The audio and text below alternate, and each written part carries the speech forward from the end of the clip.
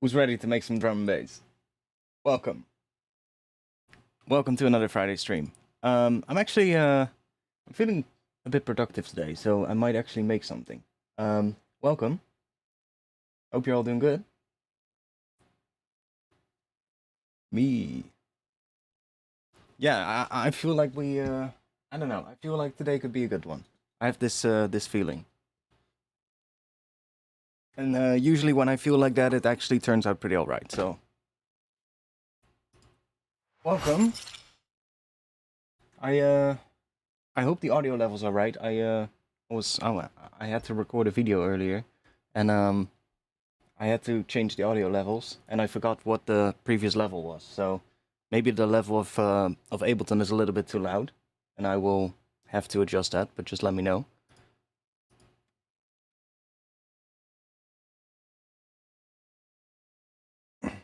Any Dutch people here?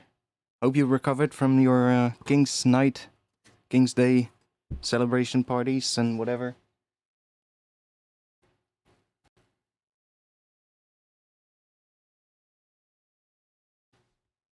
Yo, buddy, welcome.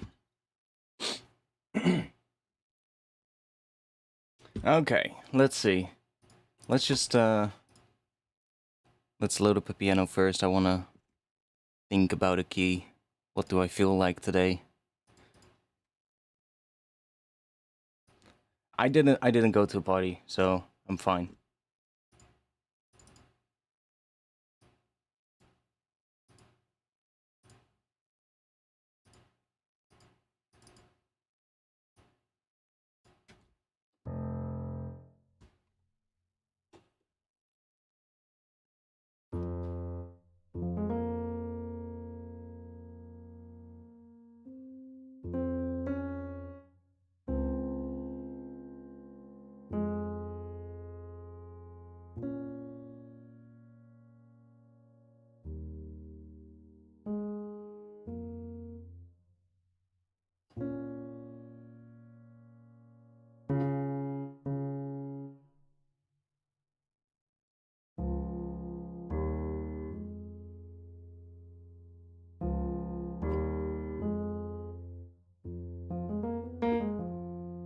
Ooh, we could also do bluesy stuff.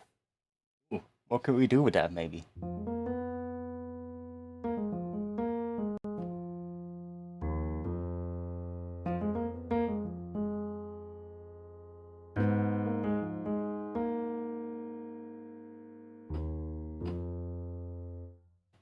F blues? Why not? We could play that over regular minor chords as well, so it could work perfectly fine. Like if we do just the top stuff in like your melodies. If you write like a blues melody over a minor chord progression, it works perfectly fine. So blues score gabber. I don't know. I'm feeling drum and bass, but I do feel like maybe starting with some bass for a change.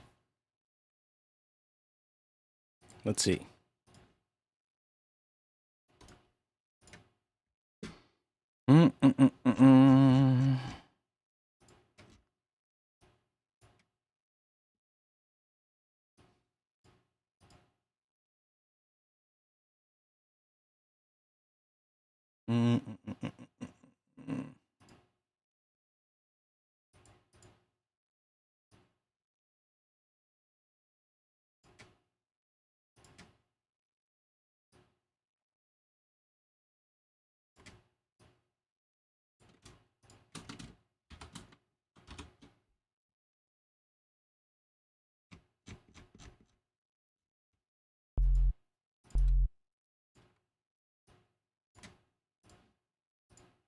Let's start with something different. Let's just start with a saw wave.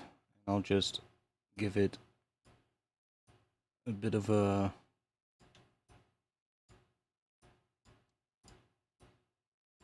maybe I even do that.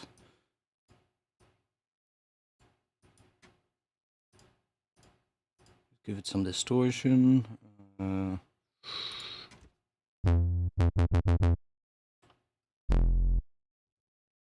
Let's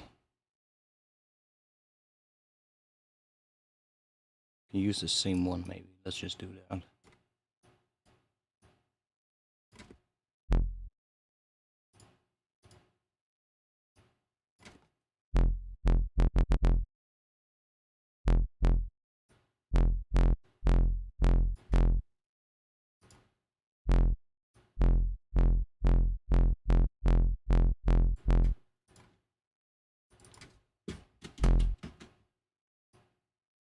Let's make this 4 bars. That should be good.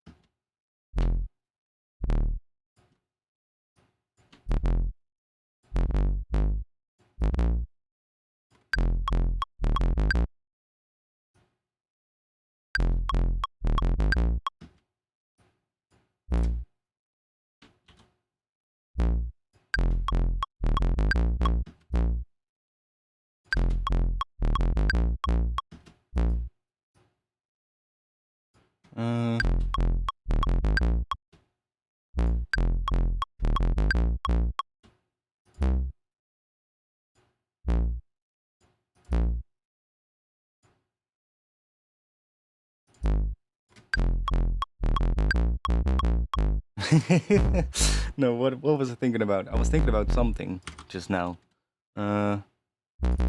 We need to include that one.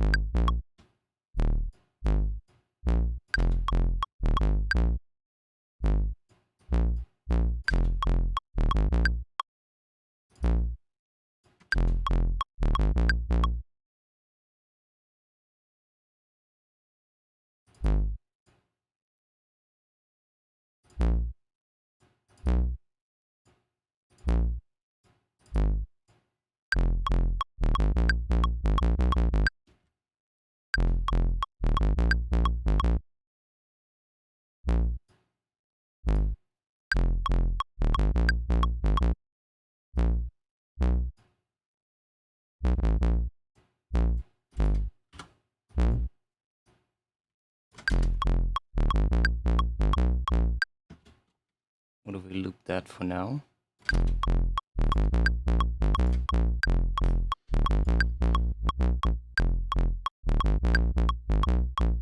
We probably want to have that as a thing that we're going to automate. Let's put a macro on that so that's a little bit more.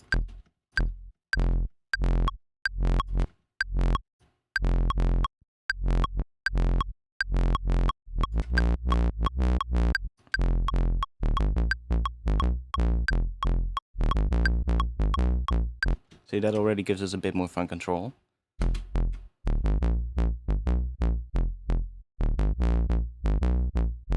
That could be cool. So that is our LFO rate. Oh.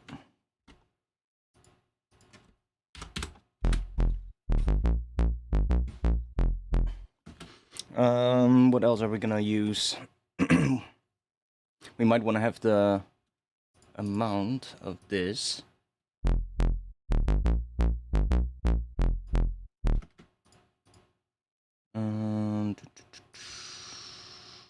Put that on there.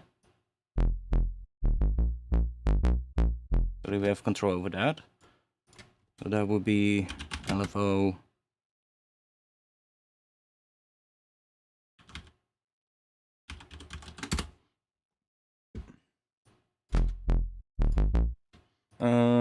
Dun, dun, dun. I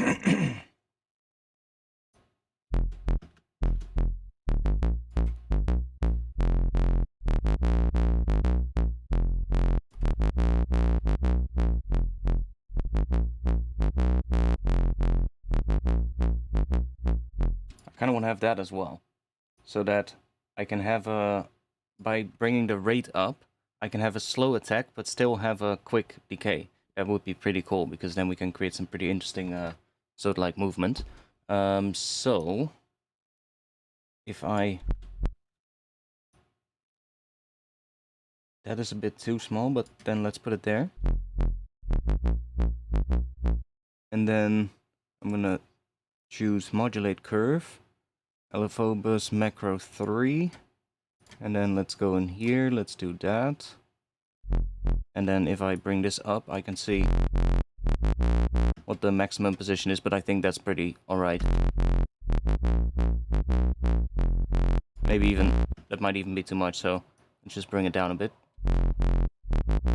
See, it doesn't really sound much different than that, so...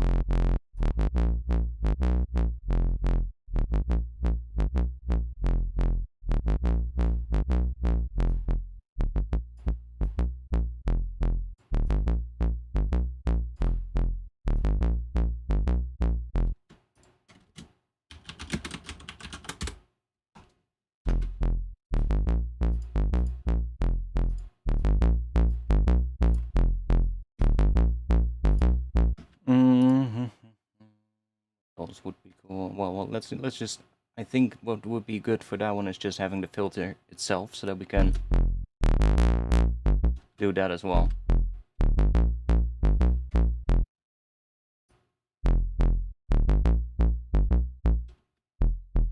Let's just do that.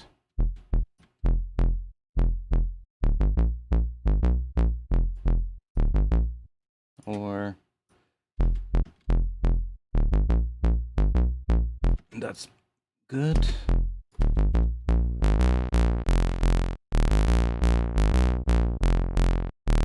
Let's just do it like that, because if we have the amount down, then we might want to be able to still bring it up to almost all the way, or even all the way, so let's just do that.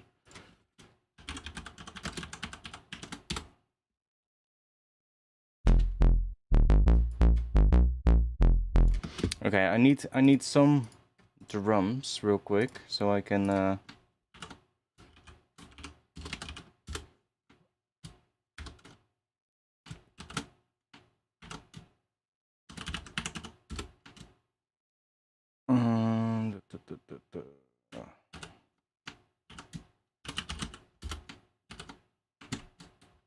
oh.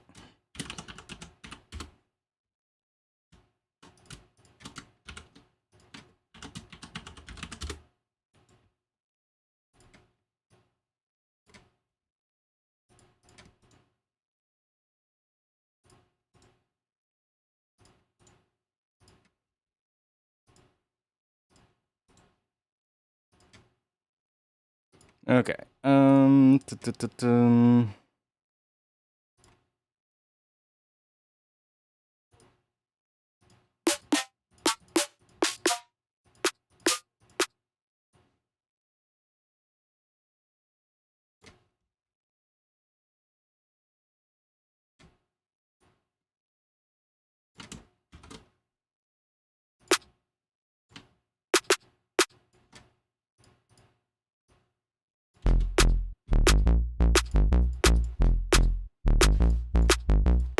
Because then I can also hear what kind of groove we're gonna create, because this is just to quickly do something.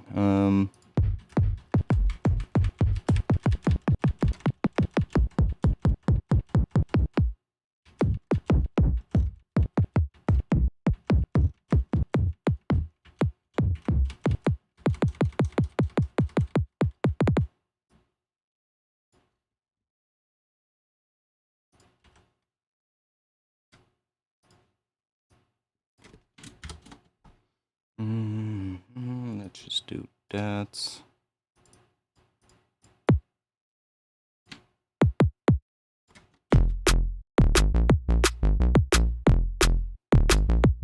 And let's put some heads in for now. Sure, let's put you in. Always works.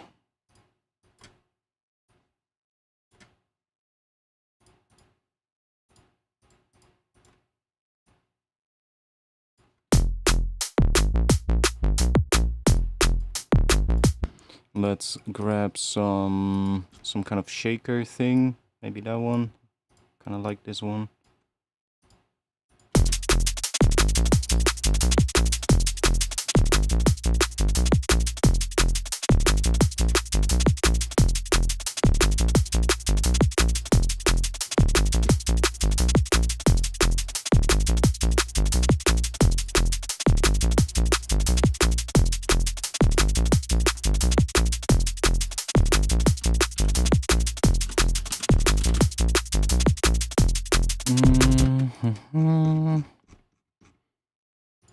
I've been trying to use Shaperbox more for the sidechain.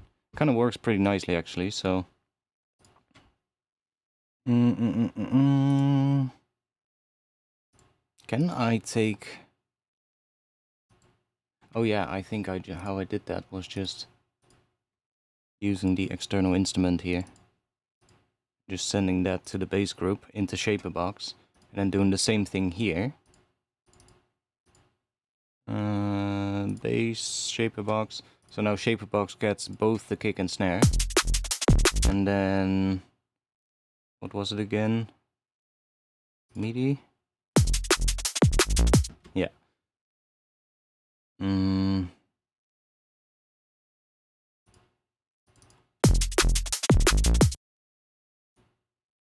Still a little getting used to it, but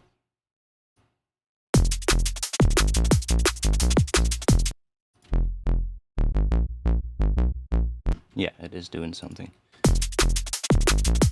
Okay, let's think about this thing. What are we gonna do? Let's mute these fast ones for now.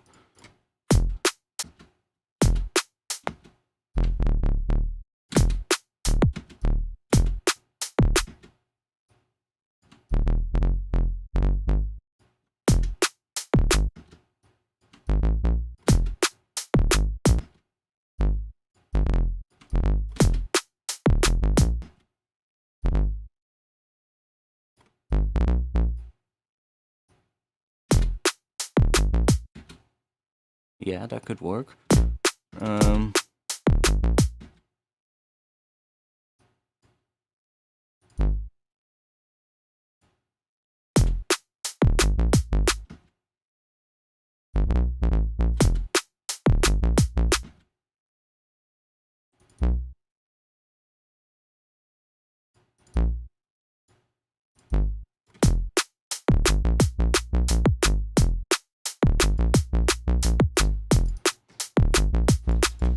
Okay, maybe that.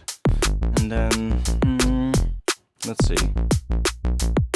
Let's start with automating a couple of things.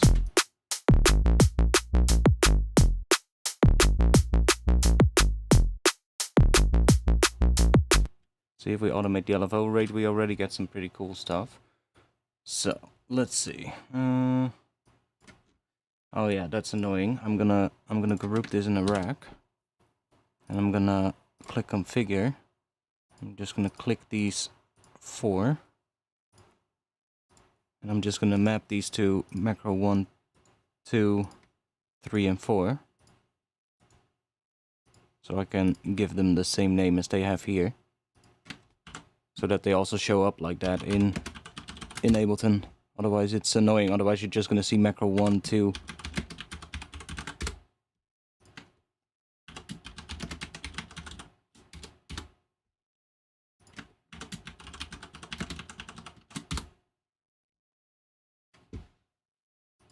That's a little bit better, in my opinion. Because then we get it here.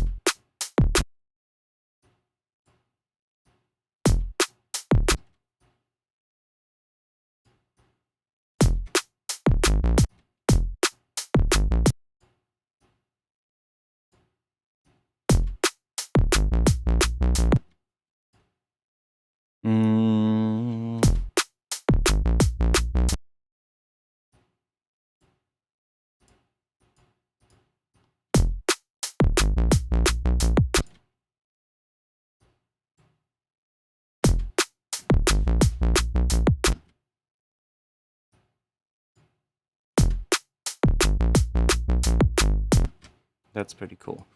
And then that last one needs to be short again. So let's just do, I don't know. Yeah, that's alright. This one needs to be a little bit shorter maybe.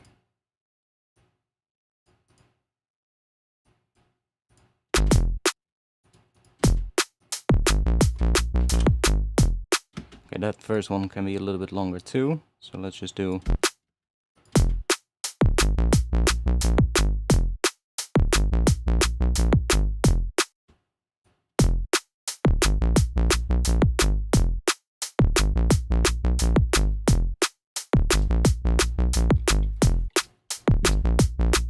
Now, obviously, we're gonna have to do a lot of processing to make it sound cool, because right now it's just very basic.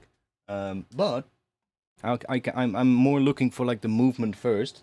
I think that would be a good thing to do, and then we'll start processing it, and we can then go back and tweak these as well. So, but just so that we have some movement, because otherwise you're just gonna process it, and I feel like most of the times you get the nicer sounding things because of the movement. Because things are not static, they're moving about, and that's when you hear things that you won't hear when everything is just really static, and it's just the same thing, just being triggered the entire time, basically. So,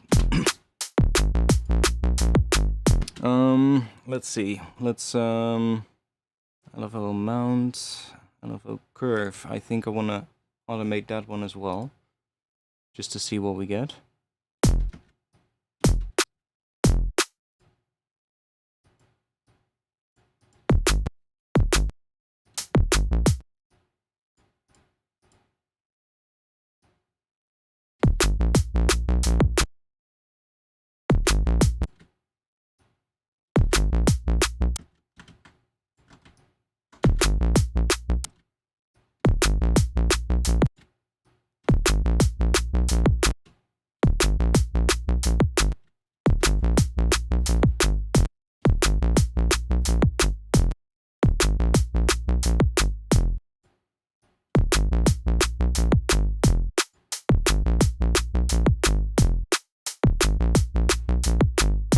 Yeah, cool.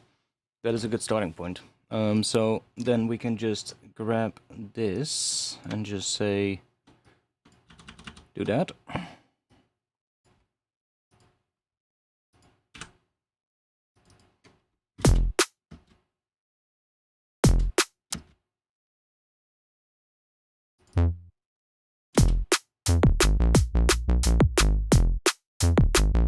Ooh, that could be cool, having a high note there, and then changing the automation slightly, because it's going down already there, so we can just, I don't know, maybe do that, so that it's a little...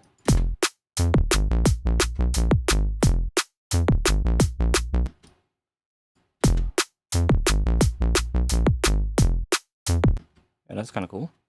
Let's just copy that over. Now,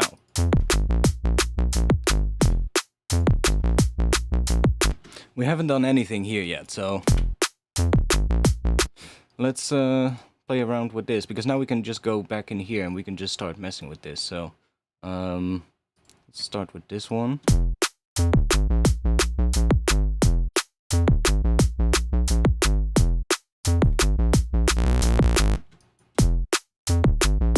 And let's see what we get with some FM.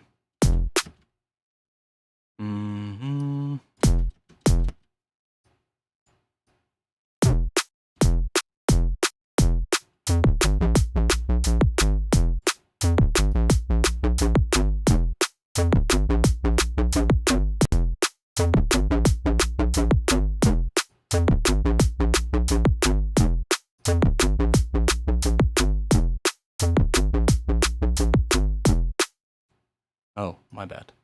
I should use this one.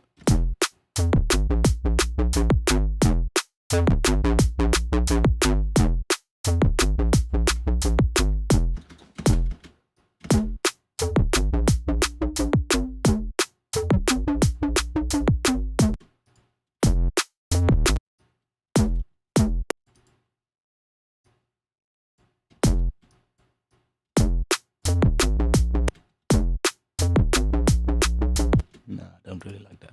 Let's not do that.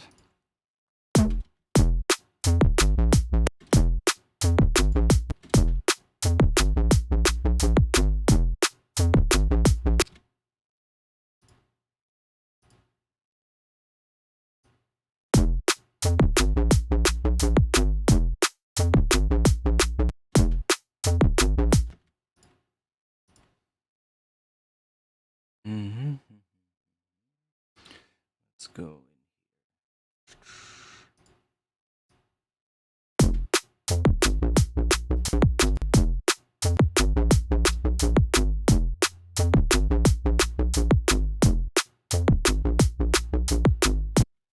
Yeah, we can also just start from the saw wave, why not?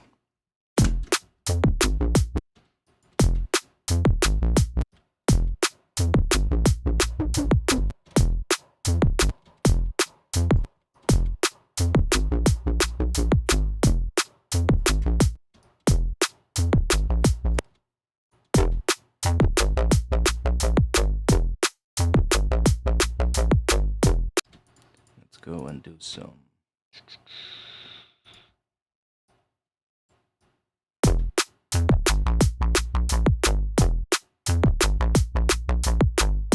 Can definitely use that FM. We don't have to have it the entire time, but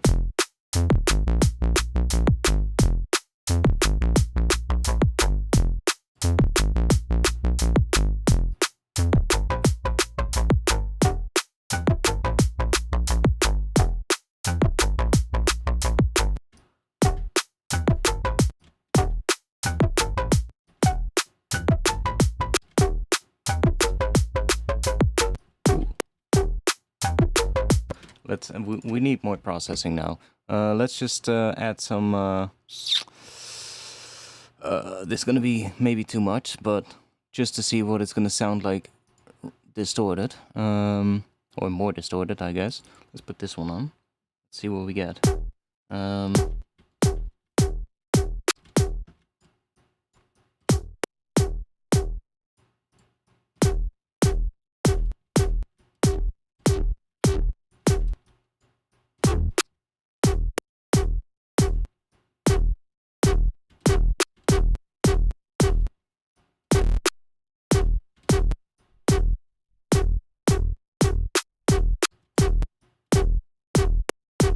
Sure, let's put I'm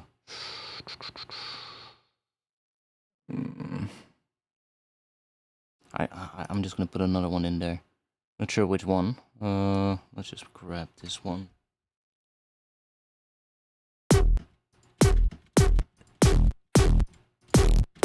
Okay, let's try another one.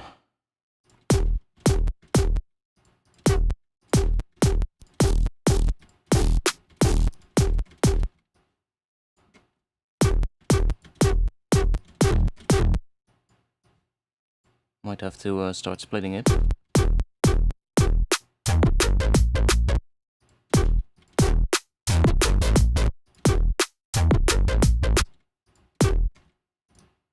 Oh, that's fine too.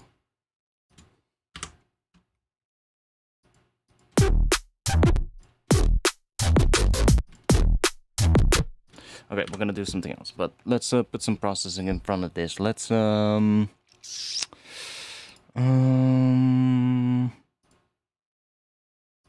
I mean, we can also always try a corpus.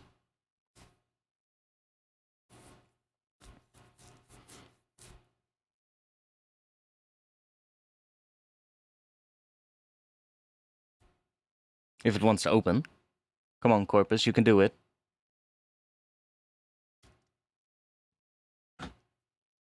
Damn. There we go. Let's grab that, and it doesn't matter. Let's just do pre-effects, and let's turn frequency on so that it's gonna follow a frequency. It might be really loud right now. Let me just quickly put a gain device here just to make sure, or just here. Yeah, that's what I mean.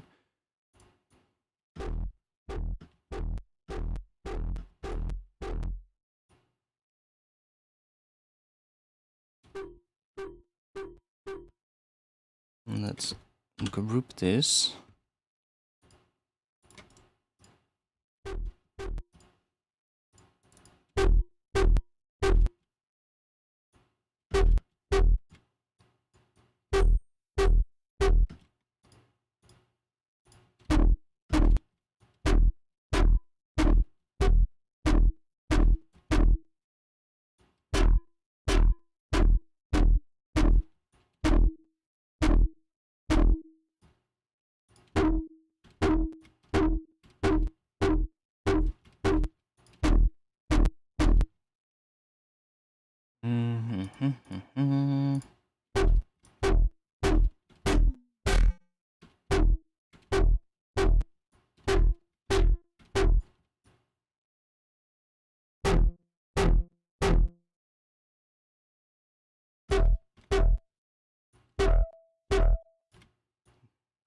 give us something nice.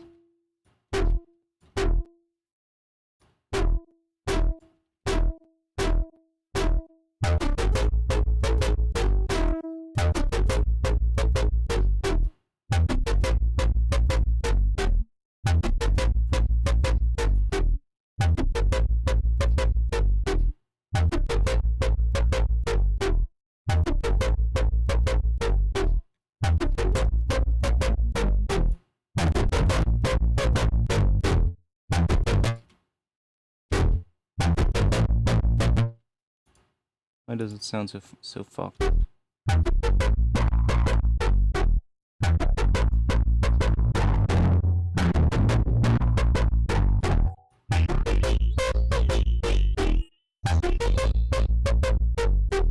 Maybe we need to get rid of the FM real quick.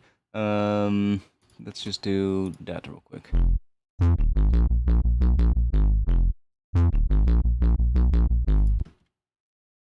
Now we're really not hearing anything from...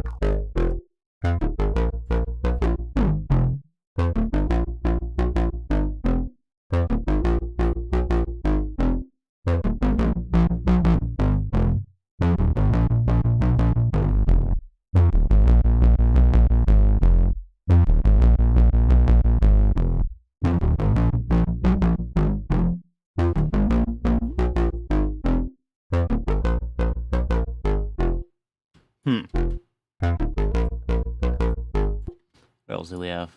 String? I think usually these ones are the nicest, the ones at the bottom, but this membrane one kind of sounds cool on this one.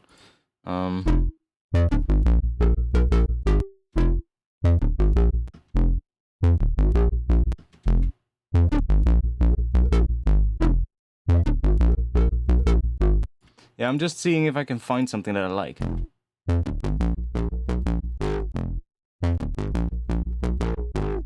You know, just something that we can automate or...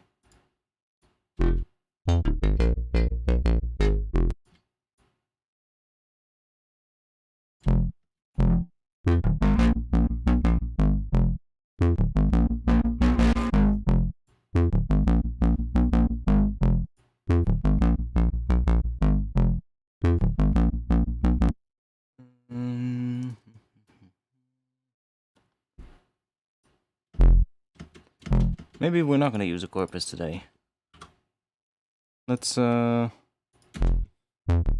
just back to here. And let's quickly check. Let's try...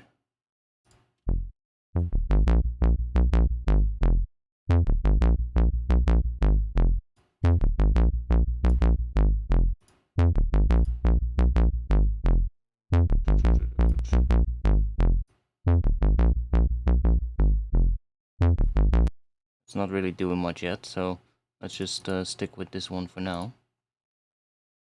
That one.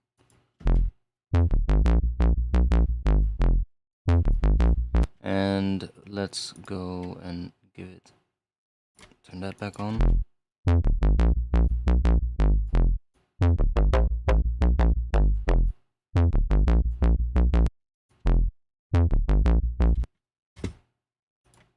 Just quickly turn that off for now.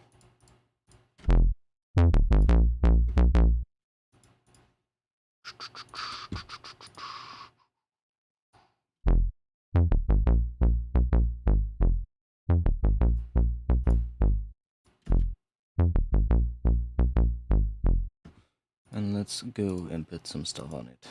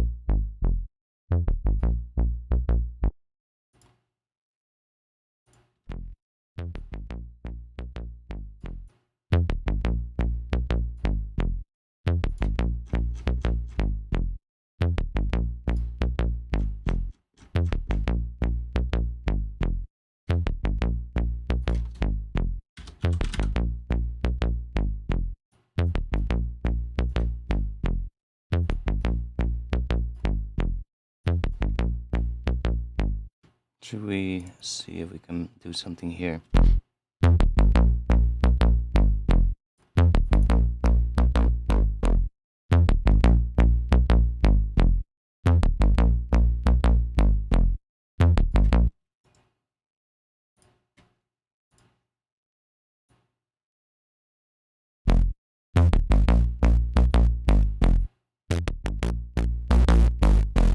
Might have to do some frequency splitting.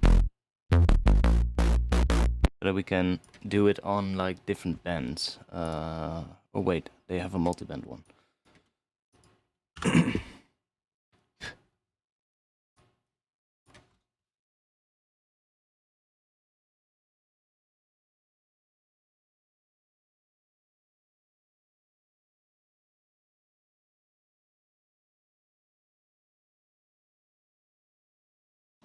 Yeah, we'll get somewhere, don't worry. We'll get somewhere. I'm just messing around at the moment. Seeing if I can find something that I like the sound of.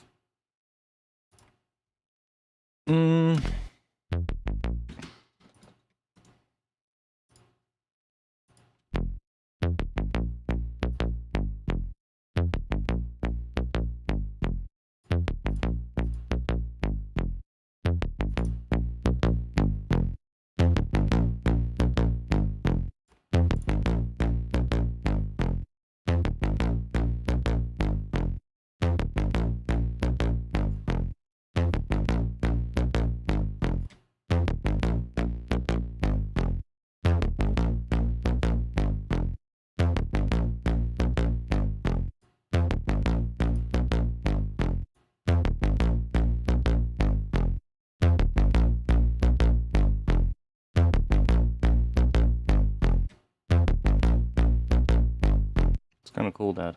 Let's see if we can. See, then we still get that effect. So we really want that on this area here.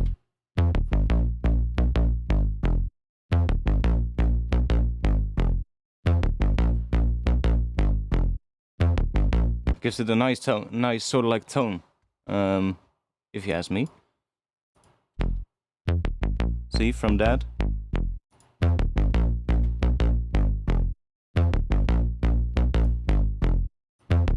Oh, I didn't want to do that.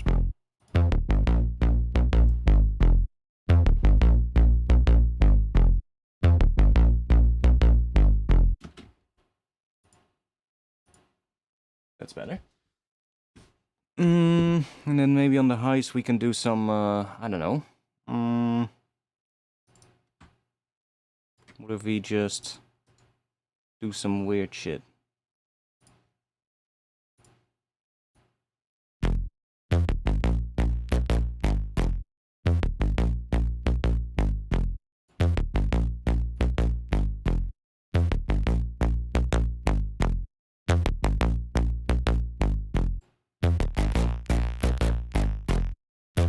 Can always filter it again afterwards.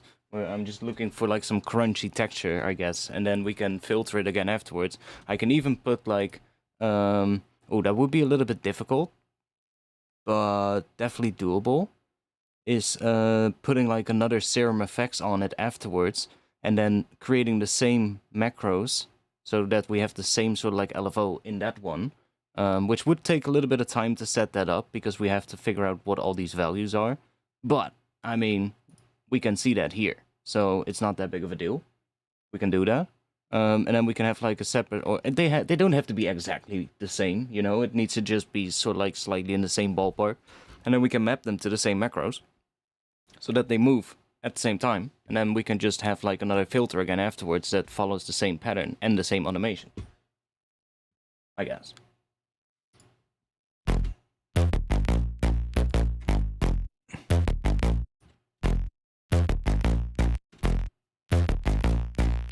It's kind of cool.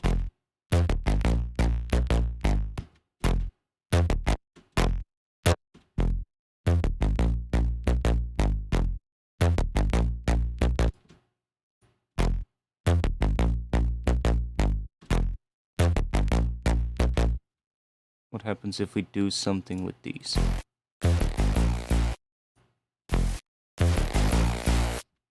It's gonna be very heavy, but...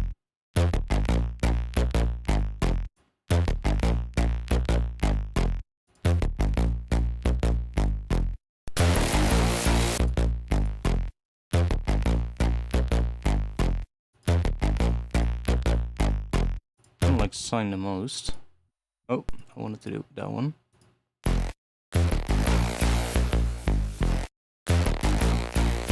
And we can also try doing it in a different spot. So then we first do just that.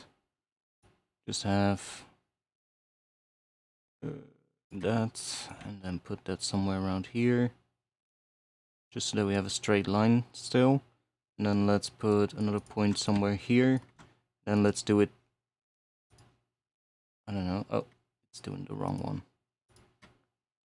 I want to do that one.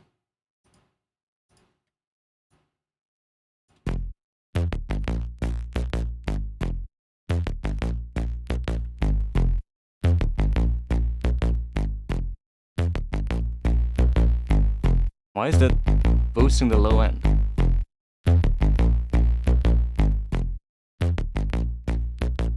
Interesting.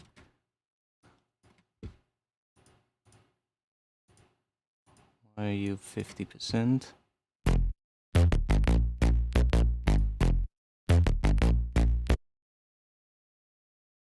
Why is that boosting the low end though? If I do this on the high band. Oh, fuck, what did I do?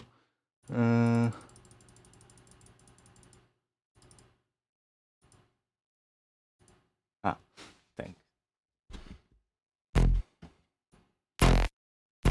Oh, it was just... Was I in the low band then?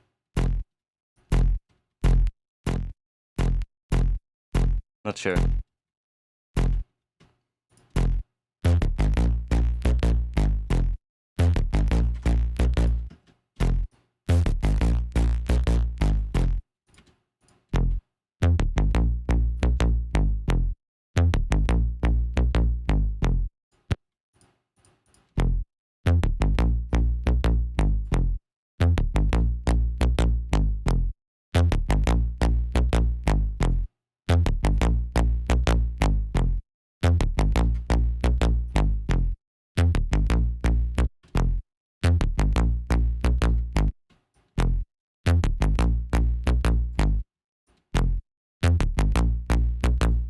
Something like that could be cool. But if we... maybe asymmetric could be cool, actually. Oh, it's... look at that. It's just outputting sound if we do that. So let's not do that. I mean, we can do that if we turn that on, I guess. Yeah.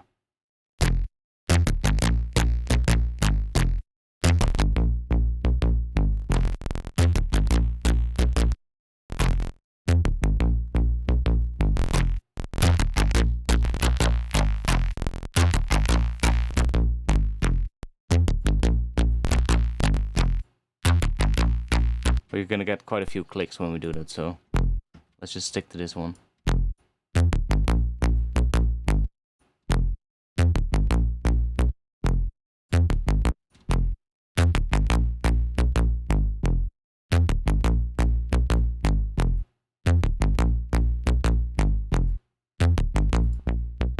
I mean, that's quite a big difference, so let's check real quick.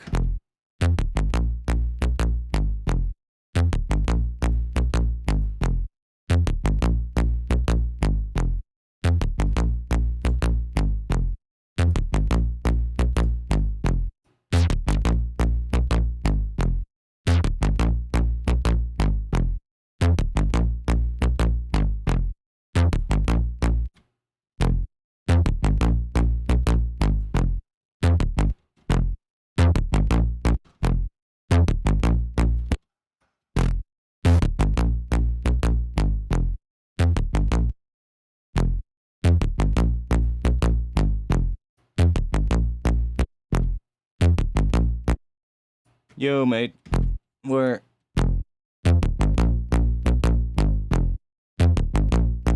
just getting started with this.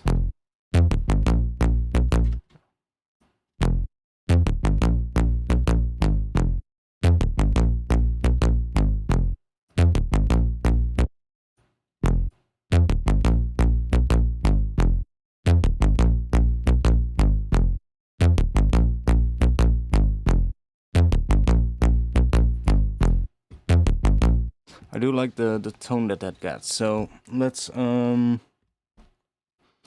put...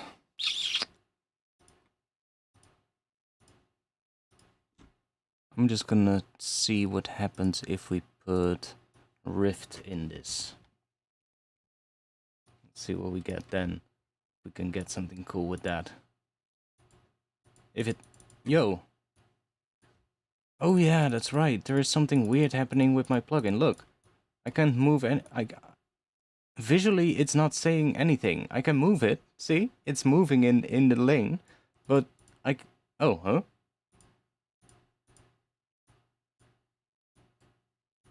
I think the resize is just bugged. Because I can't make it bigger. I can only make it smaller. Huh. But then it has now done that. Okay. Weird. I'll probably have to update, see if there's an update.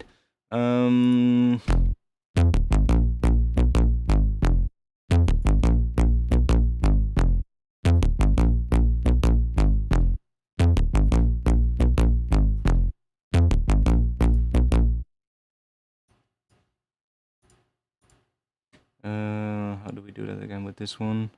I think we need to send something into it.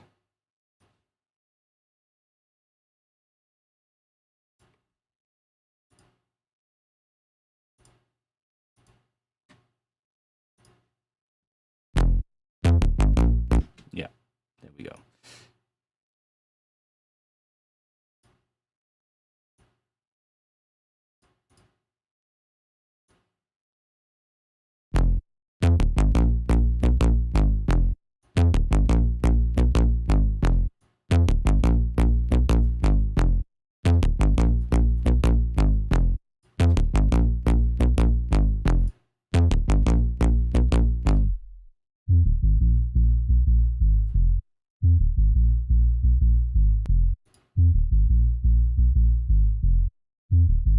It's also really slow.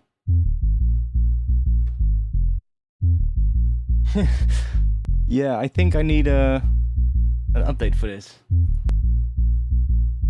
Honestly. Because it looks like it's also lagging sometimes.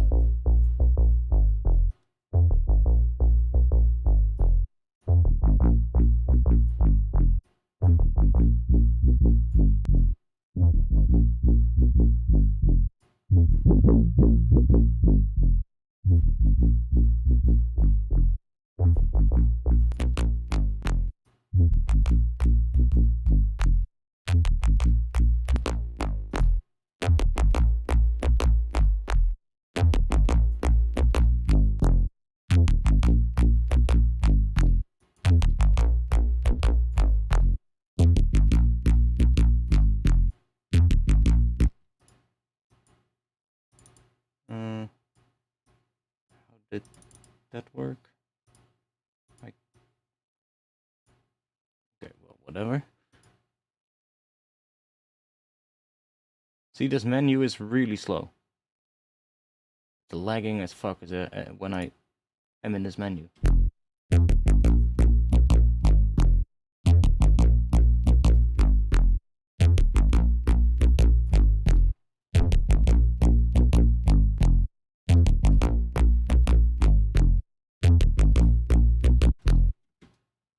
I mean, Trash 2 is really good, yeah. Trash 2 I really like as well. It's just, I don't know, people can't really buy it anymore, so when I'm using it on stream, it's like, yeah, you know, when people are like, oh, what is that plugin? And then I'm like, yeah, this is Trash 2, but you can't really buy it anymore. It's like, you know, I still use it though, don't get me wrong. But it's kind of a shame that they discontinued it, honestly.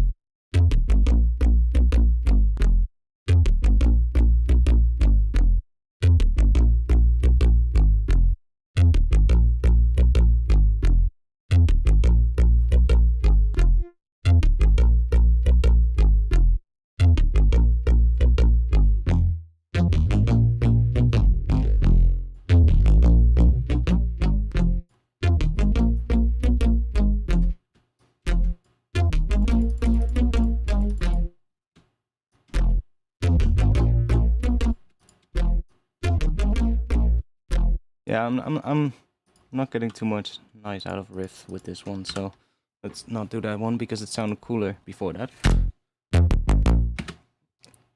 Okay, let's just bring some of the drums back as well. Start thinking about maybe a bit of a build as well, because then we can hear or feel like how it goes into the drop, which is a lot more important at the moment.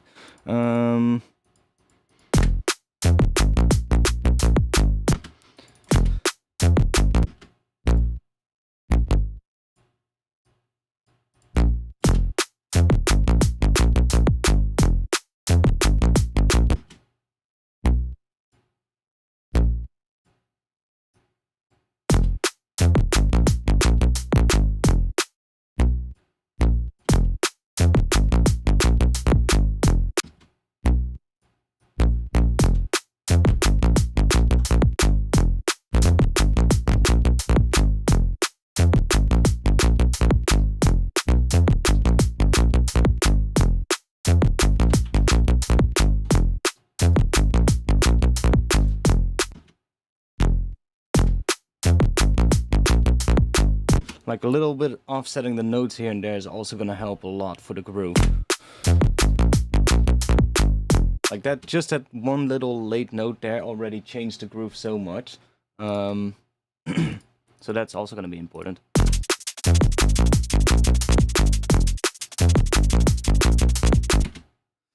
I'm just gonna do the sidechain with a compressor for now because it's just quicker for me to dial it in because I'm used to it.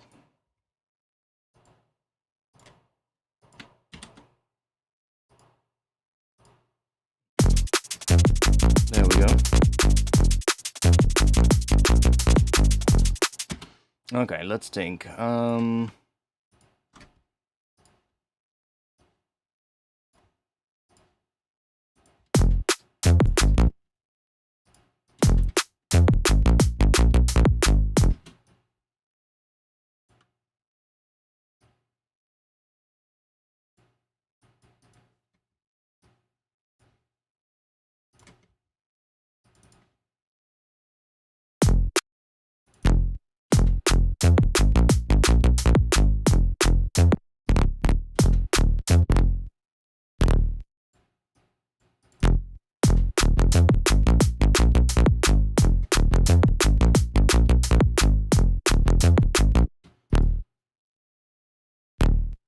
Could work.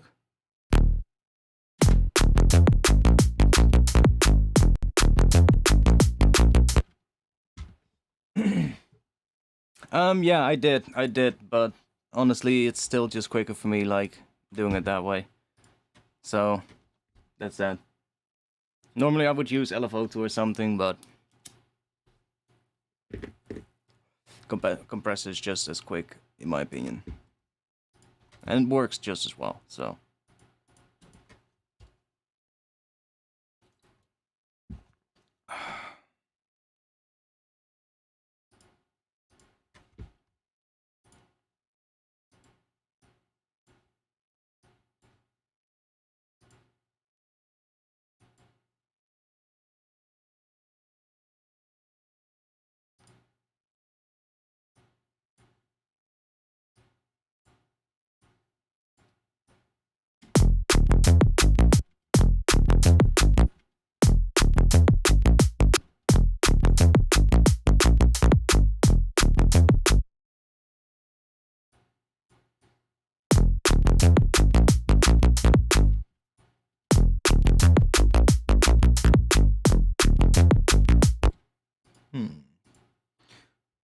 What else do we have?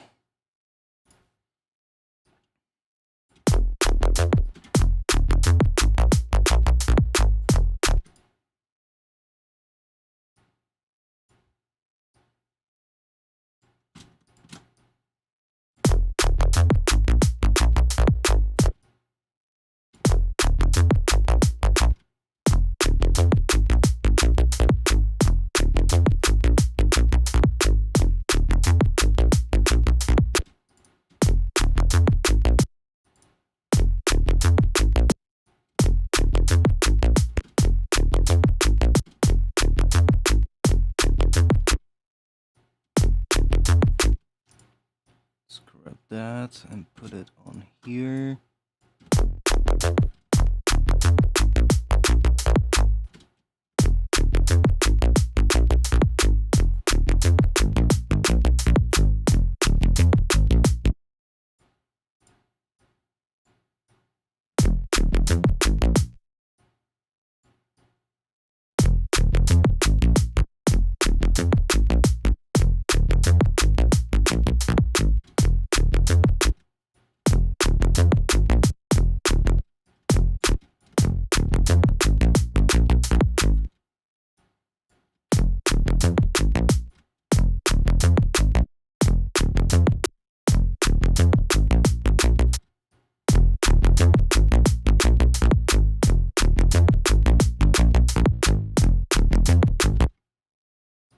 Why are you not doing as much?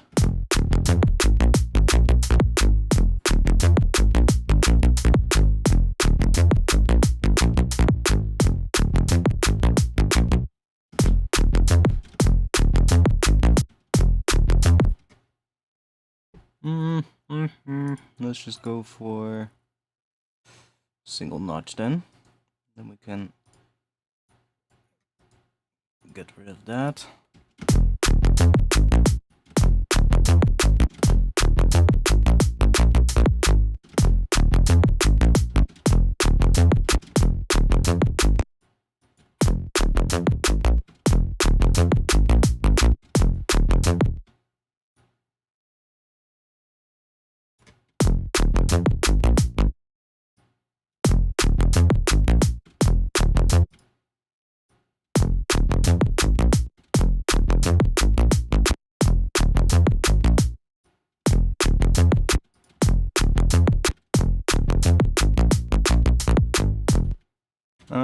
What else are we gonna put in this chain to make it more interesting then? I guess maybe some like subtle reverb, maybe even like maybe some convolution reverb, just so that it kind of has a little bit of space, and that kind of, I guess, will gel the thing together as well a bit, make it a bit more interesting. Guess we can use the hybrid reverb.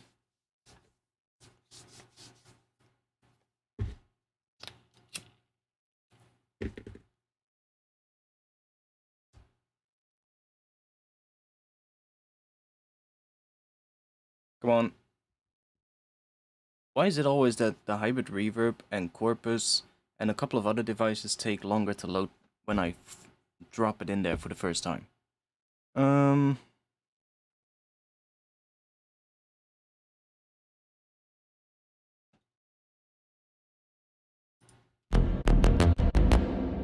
That's obviously going to be way too much. But let's go to that. See, that already gives us a bit of a more interesting tone. Now it's still too much, obviously, but let's start messing with this.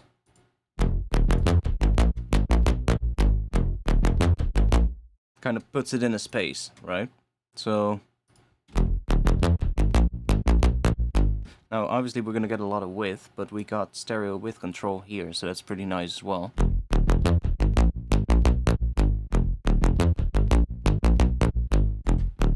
We can just make it mono if we want.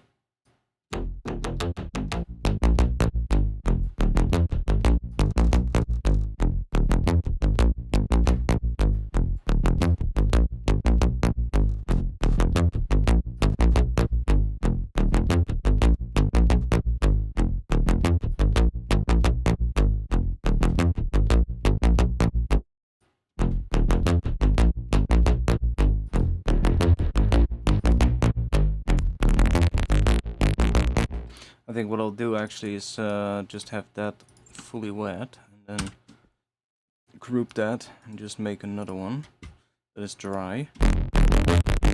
Or that might be too much. Well, actually it worked when we had it just using the dry wet, so let's just do that until we find one that we like, and then we can always dry wet it.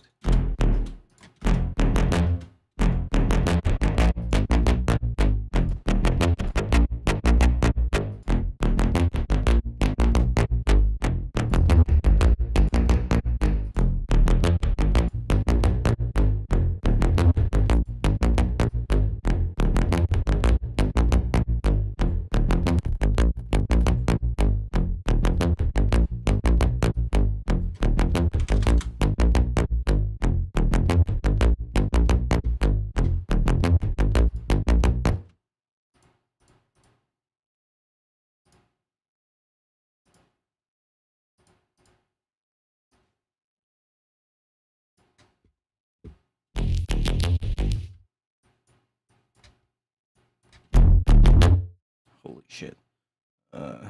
Yeah, still have to adjust that rack a little. Doesn't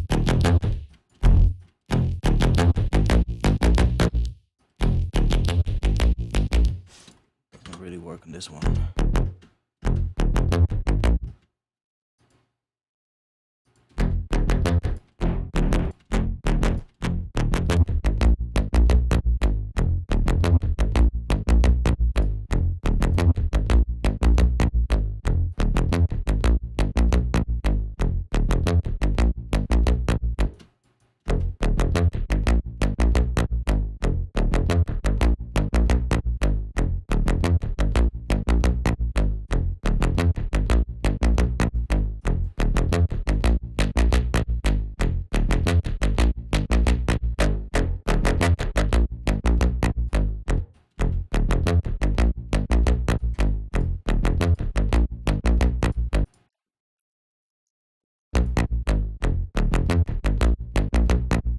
Look at the bass, it's really weird. Bass is really inconsistent right now. Which is because of one of the... It's not because of this one, I think. No, see, it's already happening before that. It's the notch filter, probably. Yeah.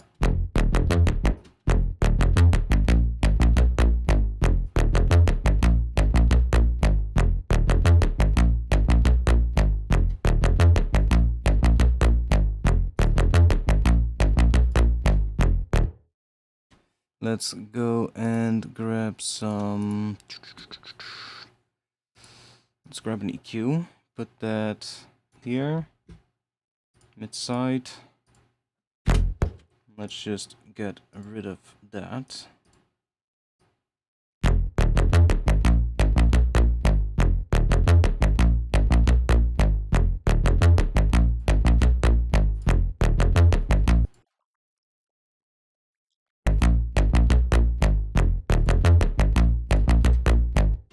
fine with a little bit of width, so that's good. How can we make it a little bit bigger? Maybe some overdrive.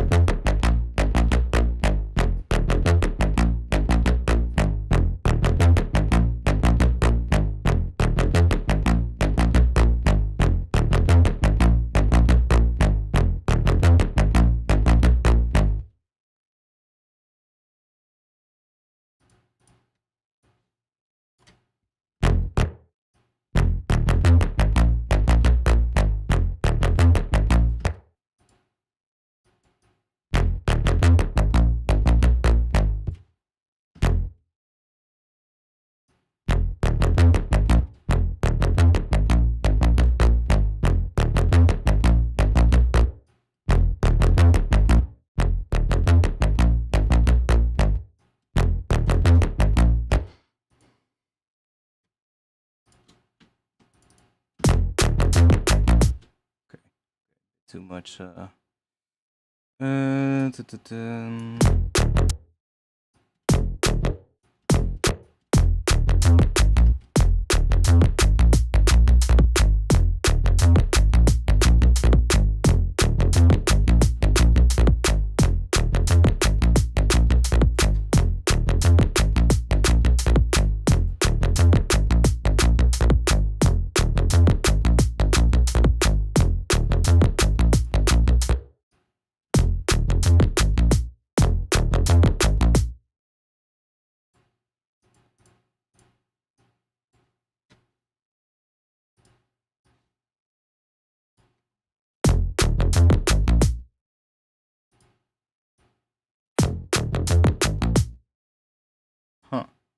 Okay.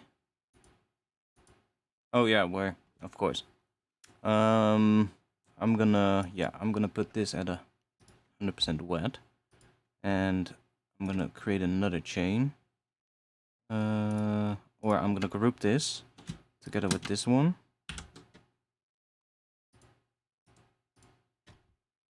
Now it's gonna be a little bit more, or it's gonna be too much probably, but it's not too bad.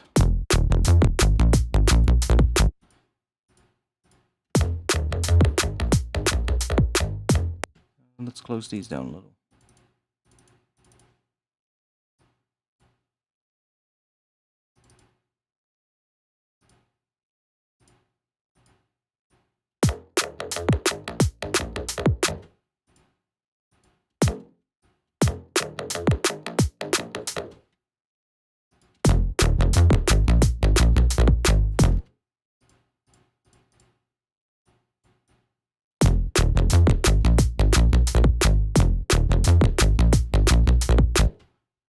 So that rack should make quite a difference now.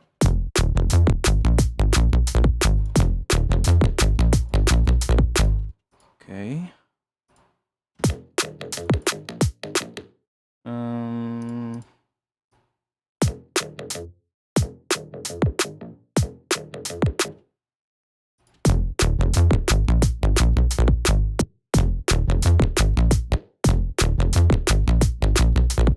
I want to keep that. I've decided to just delete most of the synths I do not use and keep the ones that I do. I have so much crap on my MacBook. Yeah, I mean, if a laptop is always annoying when you have too much stuff on it, I feel. Like with a desktop, it's a little bit, you can always upgrade, you know, you can always put more hard disks in it if you want. So it's not that big of a deal. But with a laptop, that's a little bit more difficult.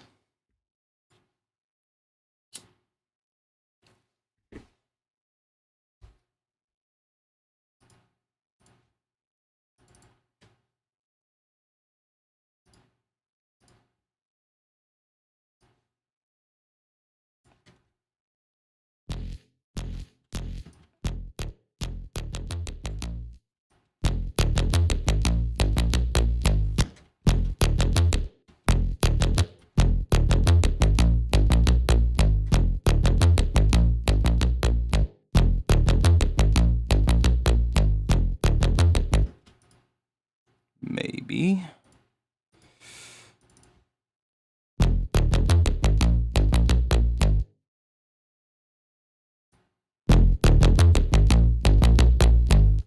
Maybe not.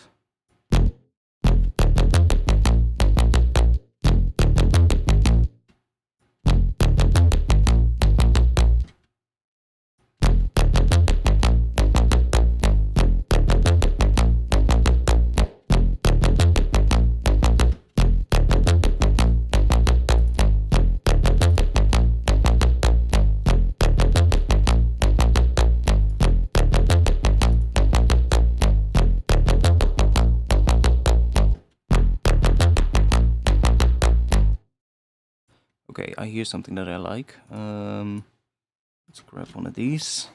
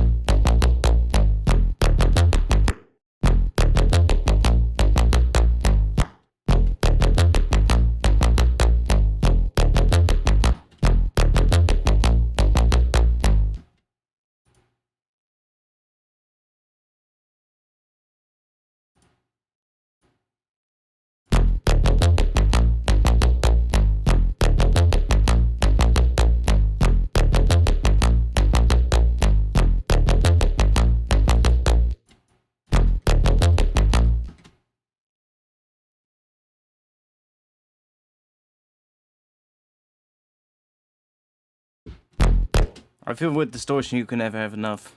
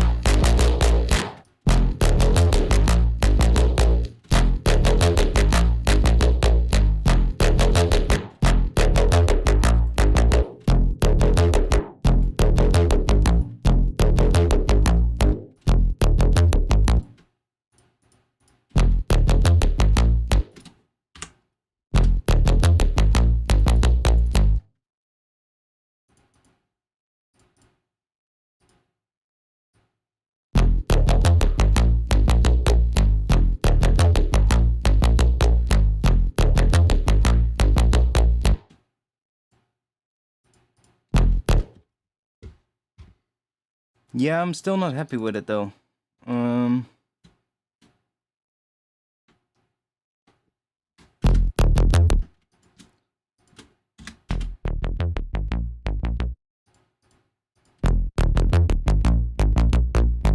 I still like that more.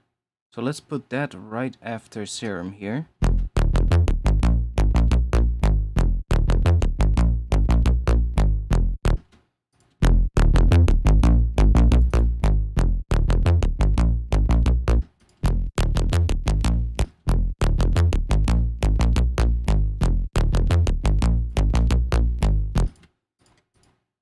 but that's not even doing anything, so just do that.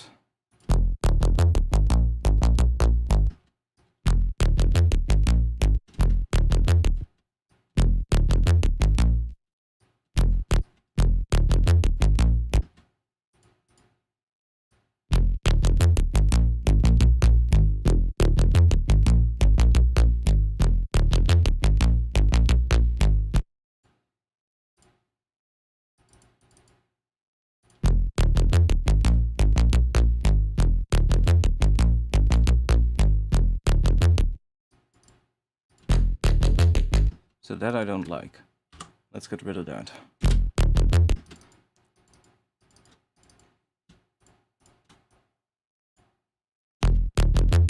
This one is not doing anything, so let's get rid of that. I can also close this down. So I like that still a lot more than what we had before that, so let's go in here.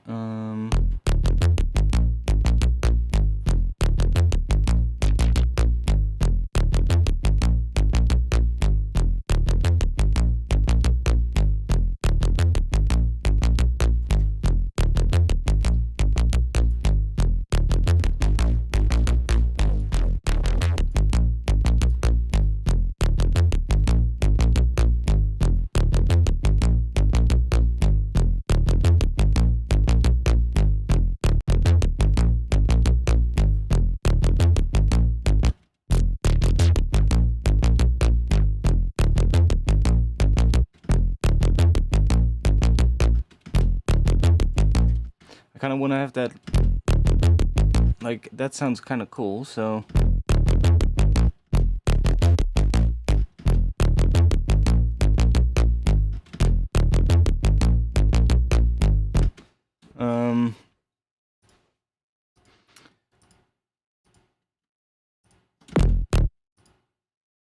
I feel like we need different drums as well.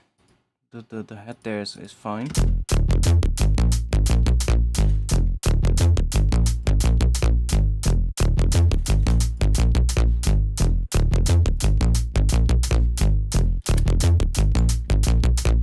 Now obviously we also need to do variation in this pattern, otherwise it's going to be way too simple, but I want to get like a good basis first and then get started from there.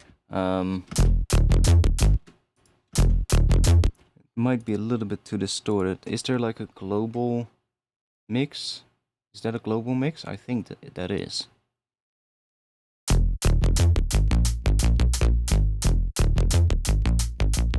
Oh yes.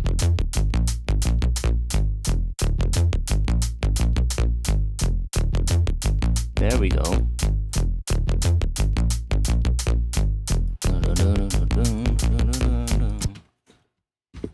Okay, I think we're gonna make a kick. We're gonna make drums. Let's get that going. Okay, kick. We just need some kind of a sign. Let's use that one. I like that one because it has a little bit of like extra harmonics in it. I'm actually working on a pack for Patreon with both. It's gonna be a preset and wavetable pack for the Patreon subscribers. So this month's pack was a pack with impulse responses, which actually we might be able to use because we need to make an intro as well. We need to kind of get an intro started and a build-up as well. So I think that would be a good thing to get to as well, because otherwise we're going to just get stuck in like an 8-bar loop for like the entire stream. So I can show those in just a bit. But I'm working on a preset pack and like a wavetable pack for Patreon. So I've just started making a couple wavetables already. Like there's some cool ones. Like this one, for instance, this one kind of sounds like an acoustic bass. So if you, let's see, if you just like do a shape kind of like that.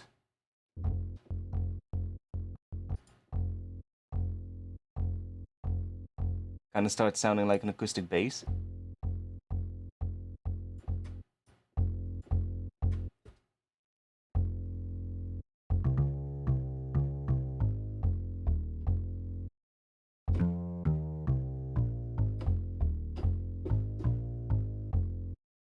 Kind of cool.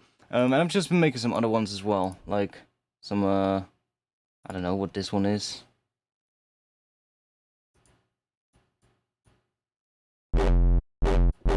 Instant heavy FM screech.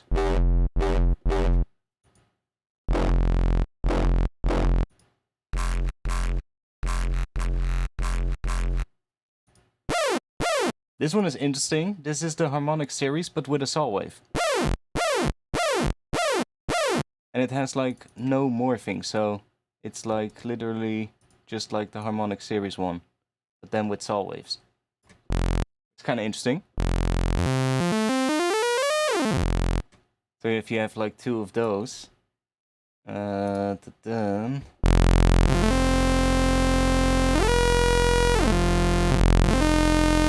you got like that kind of stuff, which is kind of cool. What other one did I make? That's basically a saw wave, but without the fundamental frequency. Got some interesting tones from that as well. It's very similar, but with the fundamental. Another weird saw. I've just been making some weird wavetables that are kind of nice.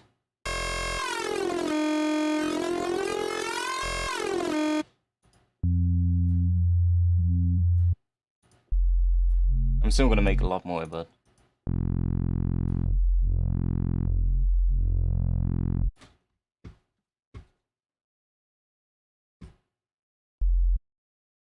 Really sounds like an E-bass. Yeah, it's basically just, I took a sample of like an acoustic bass, and I just figured out what the, so like, the pitch was, and how I could import it into Serum and get it like properly in terms of like the pitch.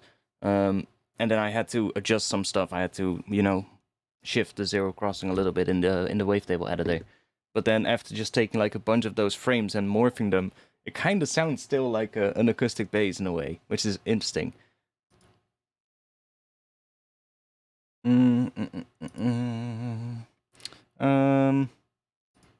Let's grab that. Let's make a kick.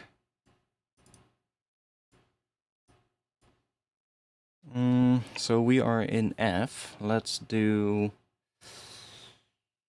+5 and then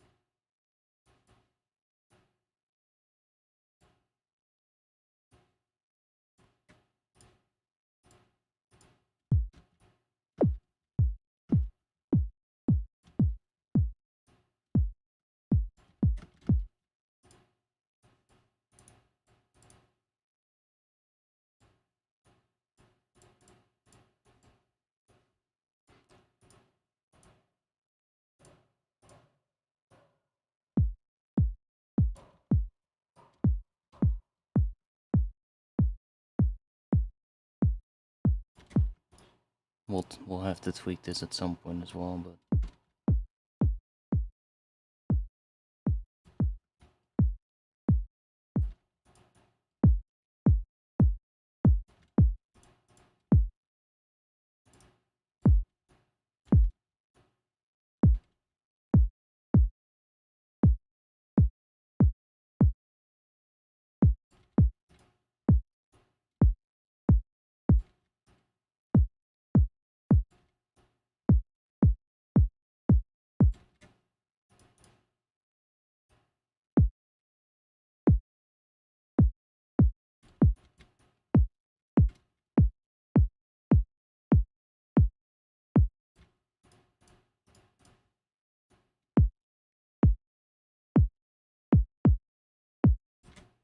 there we go for now.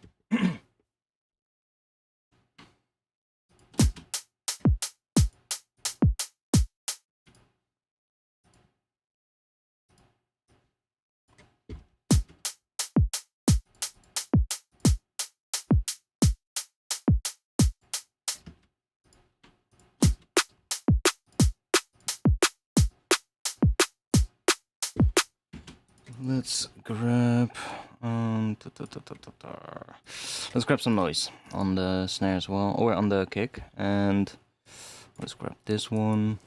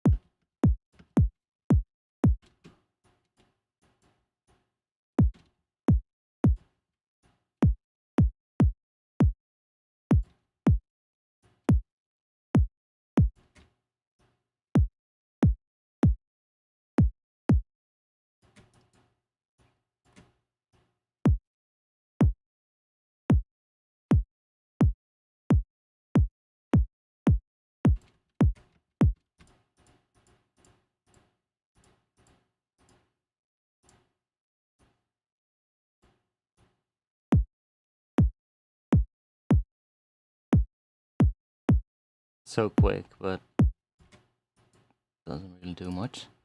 Maybe one of, maybe that one.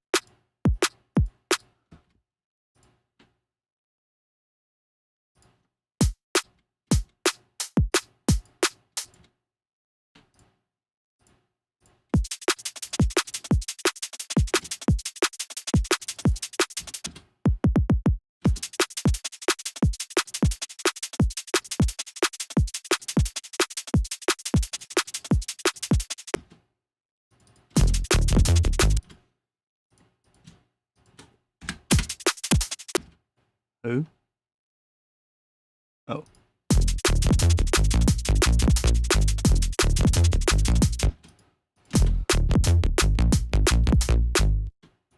This is way too loud. Let's make this a little bit longer.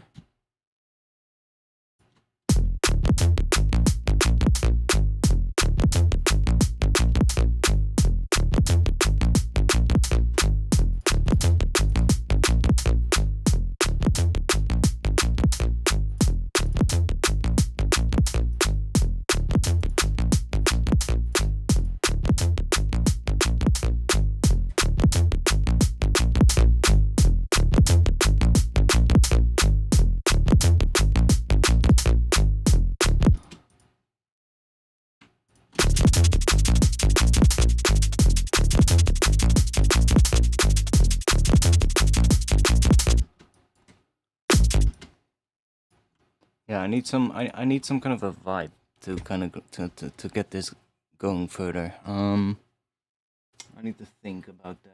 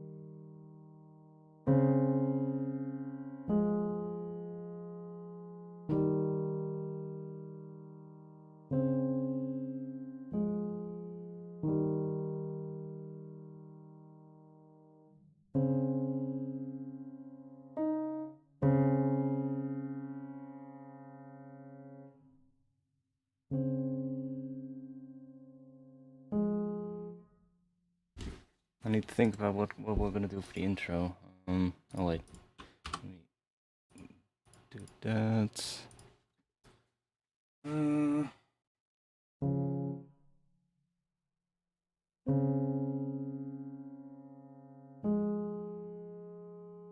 Choose those two chords maybe.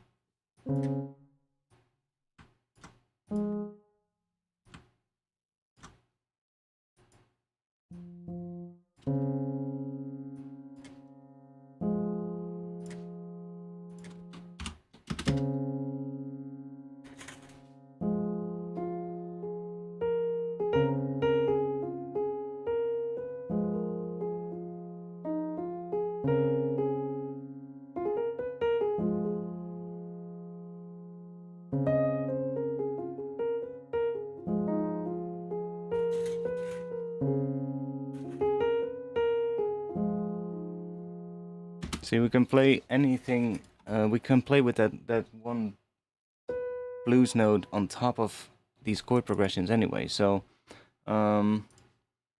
let's think about starting an intro. I'm gonna start just with some atmosphere for now. So let's see if we grab this and just put one of those convolution things on it that I made. Let's see what we get. For that I do like the kilohertz convolver. So these are on my Patreon, by the way, so if you want to get all of these, you can get them on my Patreon. There's like a ton of like piano chord ones, and you just like for instance F, you just say I want F minor, and then you just do that, and then you're gonna get like whatever you run through this is gonna get like an F minor piano kind of thing. But for this one I want to use one of the longer ones. Just grab one of these. And by the way, I also made some more new ones, so there's not all of these are on Patreon now, but there will be another pack coming. As you can see, there's 80 ones now, and I made 50 for the previous Patreon pack. But if you put that on like a piano,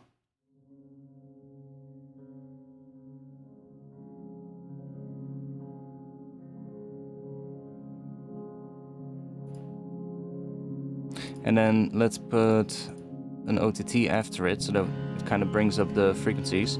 Now, for this one, I like using a rack that I'm working on, which is like basically OTT times 3. Just like a multi-band OTT. Well, OTT is multi-band, but it basically gives you control over the mid, low, and high separate.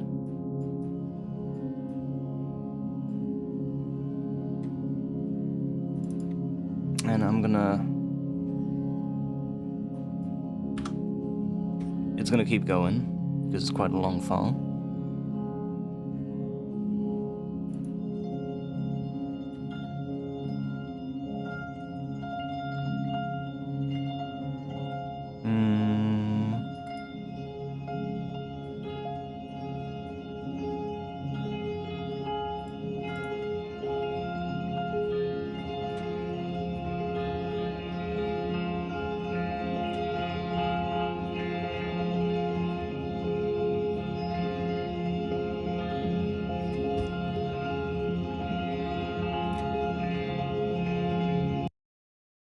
And if you now just start playing with like a chord going into that, for instance.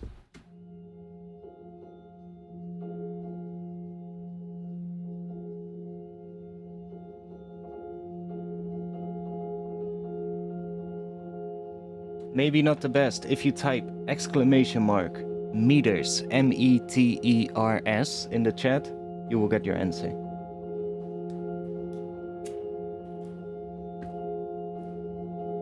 Now you basically get like atmosphere. So if we, I don't know, if we go into this contact library and we use this particle thing,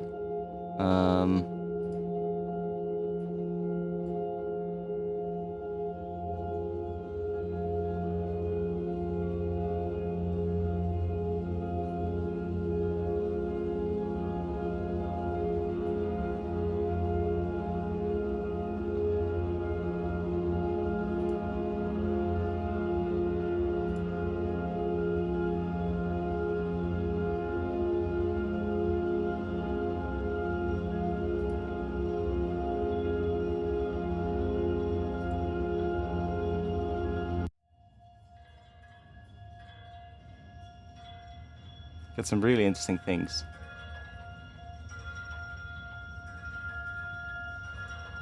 So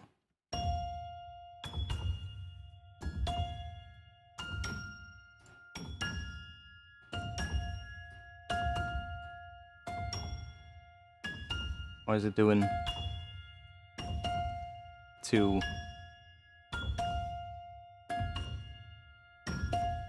Huh?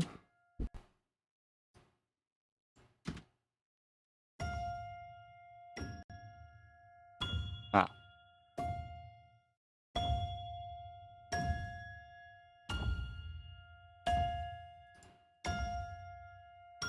There we go.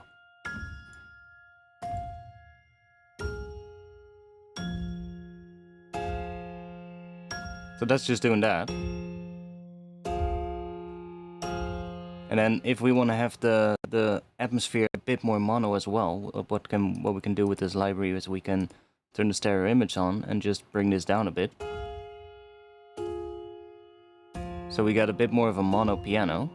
And then after putting this one on, it's also gonna stay a little bit more mono-centered. It's not gonna get too wide.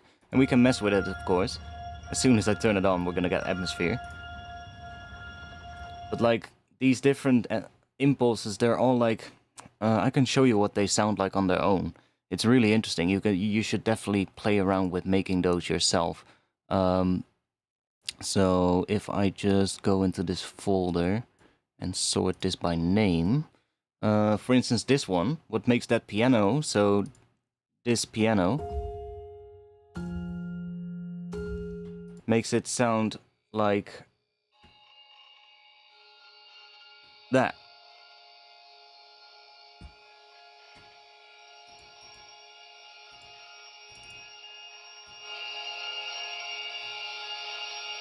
It's kind of odd, right?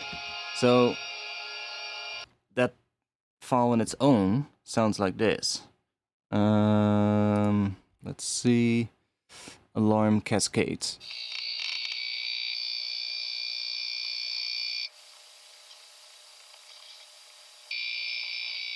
See, it's really just a weird sort of like sound. It's a really long sound as well. I'm not even sure what it is. And that just changes like the sound of the it creates, you can hear that tone in the sound of the atmosphere. Now this one doesn't, I don't really like too much, but like there's a lot of them, and just playing around with these, you're gonna get a whole bunch of different results. So that's without. There you go.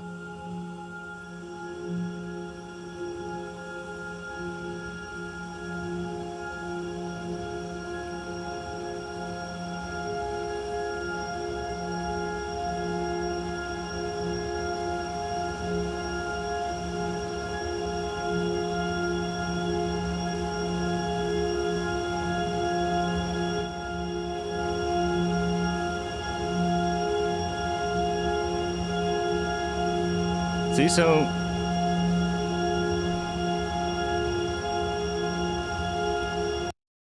it's a bit hard because you can't stop it with double clicking the stop button. But it's really nice. It's like if you just play a couple of notes into it.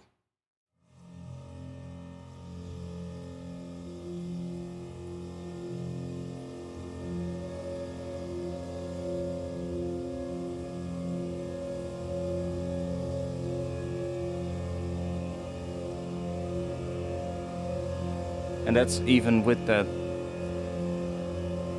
thing turned on. If I just do that. Why are you, by the way, stuck? Huh, whatever.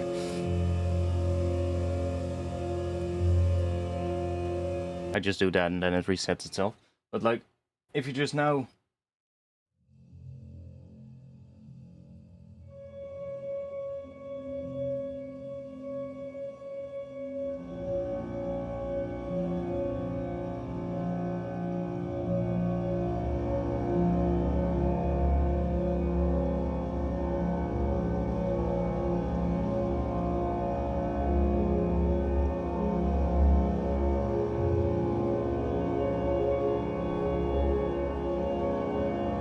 And if it's too long, you can always just make it shorter and just give it a bit of a fade out.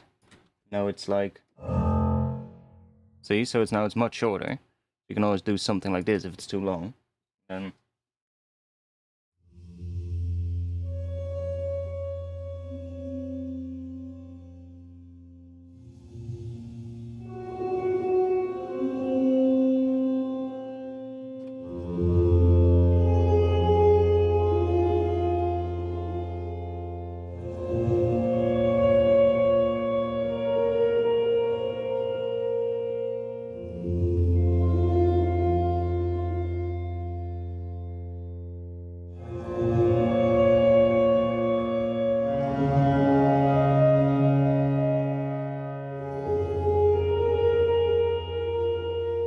it's really interesting. You get like some really interesting options for like atmosphere, and just having them like fully at their full length, they're just gonna get like really long. Just play like I don't know.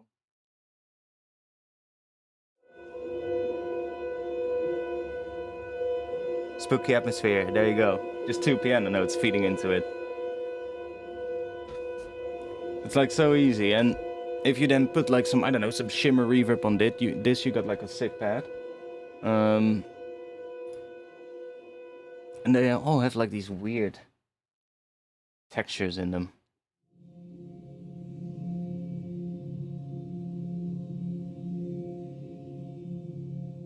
I mean, like I said, it's just literally like if I take this one, so beachfront something, beachfront residence is this one called. Like, this is what it sounds like on its own. So that's just the sound of like a beach. And if I remember correctly, I did some multiband compression on it to sort of like even it out a bit and really make it quite compressed.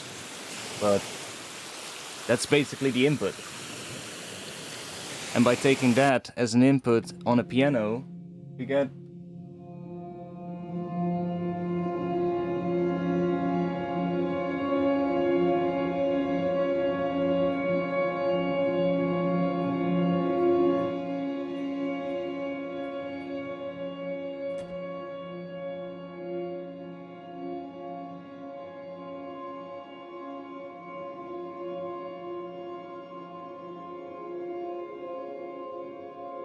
beautiful atmosphere.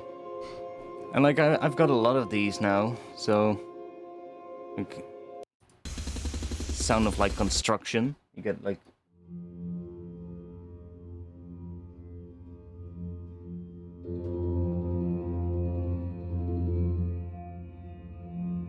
so you get like you can kind of hear that sound still in it, which is interesting.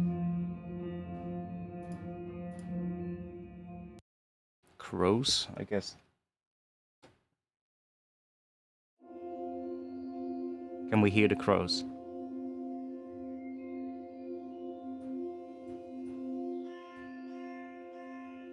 I guess that.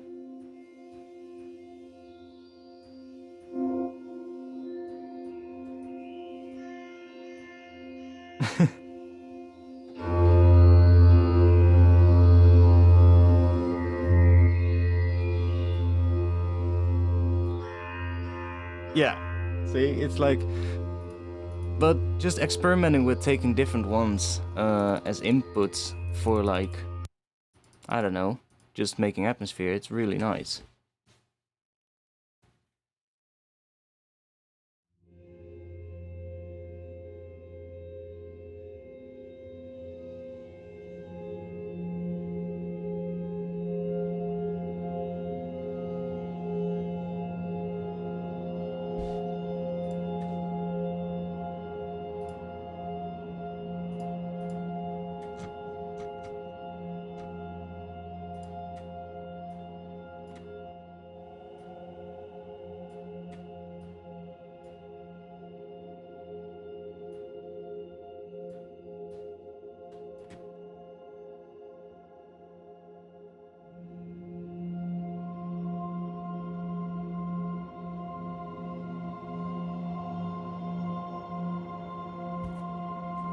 Alright, come on. I'm just playing one chord into that. And the rest, that whole tail is just created by the reverb, because if I play it without, it's literally just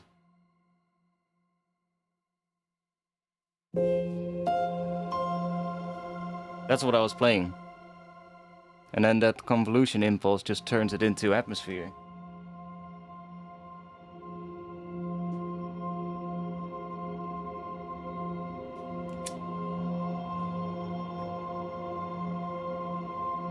And you get really interesting things once you have like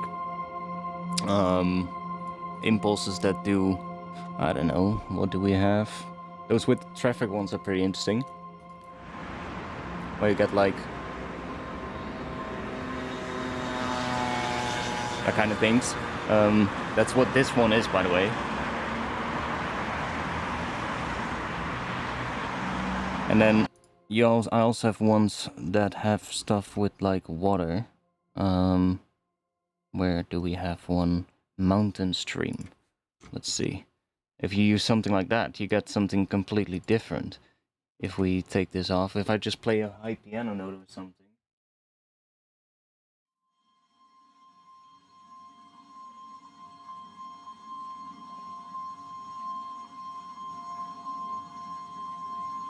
So you get like, you can hear like a bit of a watery kind of texture in it.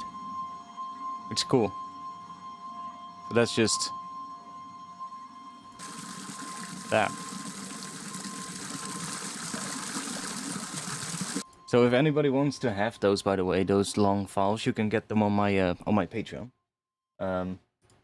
Little plug, I guess. But making them is really simple. You just need like a bunch of like field recordings. That's what you need. Field recordings of, you know, different things. And you just take bits and pieces and you just try out what sounds cool. And then you just make like some 30-second long ones with like a little bit of a fade in and a fade out. And you've got yourself an interesting impulse response to make atmosphere with. So you can do this yourself as well. You can just find yourself some cool impulses. Heck, you could even go to YouTube and just download a bunch of sounds from like the videos of like people walking around and filming it in like good quality with like good audio. You can just take the audio of that and just turn them into impulse responses if you want and make atmosphere with it. You can find all kinds of stuff online to make that with. I also have a whole folder with like my own things that I recorded over the years, so I'm using those as well. But yeah, it doesn't really matter. You can literally go out right now with your phone and just record some stuff outside and then just come back and turn it into an impulse response.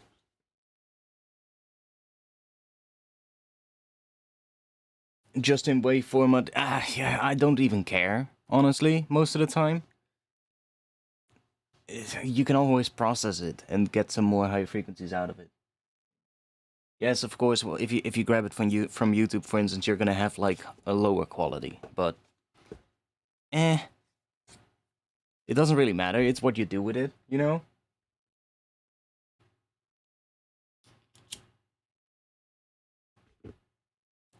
And just because it has a little bit less high frequencies, you know, doesn't necessarily matter. A lot of times you'll be taking some high frequencies out anyway because it gets too harsh there or anything like that. It's just how you process it, and if it needs some high end, you can always layer something on top of it so that it has that, right? Doesn't really matter. But it's a really interesting way to play with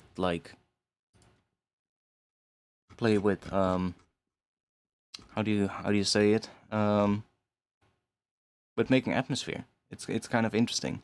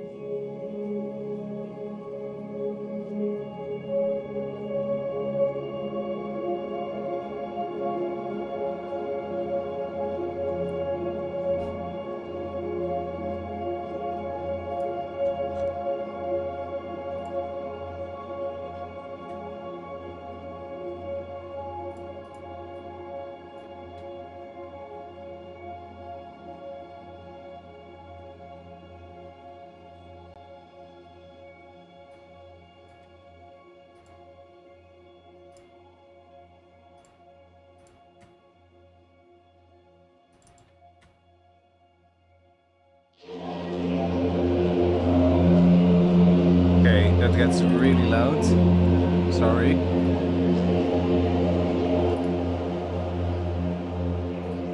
That's what more of like a saw wave plug.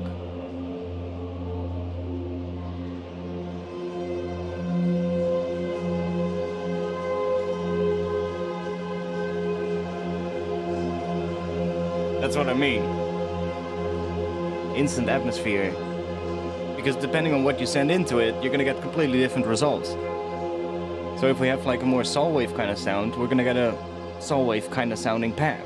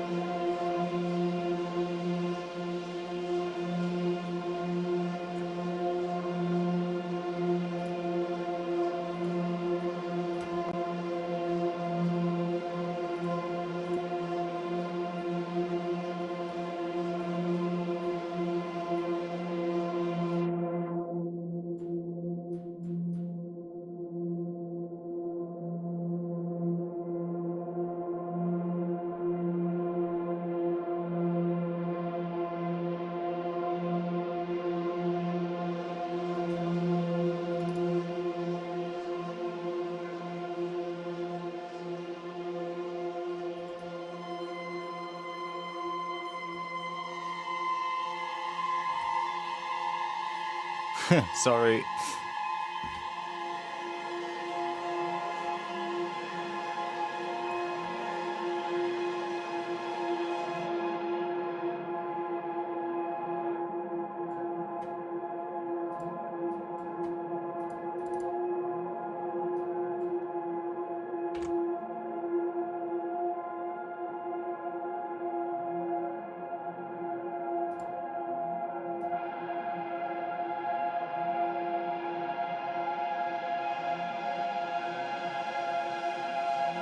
Definitely can turn this into some atmosphere that I like. This is a pretty nice tone, actually.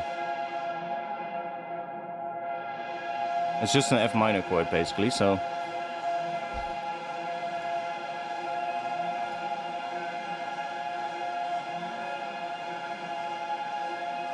I say... we...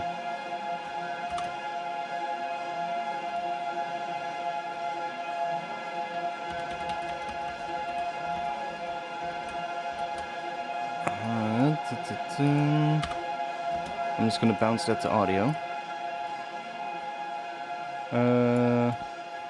I'll keep this one as well, so that we can make other ones if we need to, but...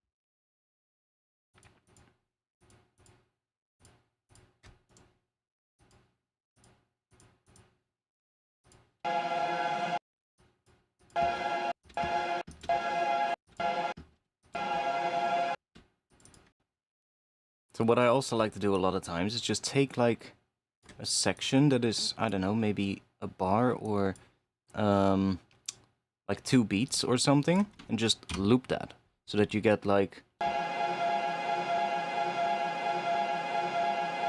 it becomes rhythmic, and it also sort of like starts looping, and sometimes it clicks, so you'll have to find like a spot where it doesn't, but so you can get like a more rhythmic pad going. And if you then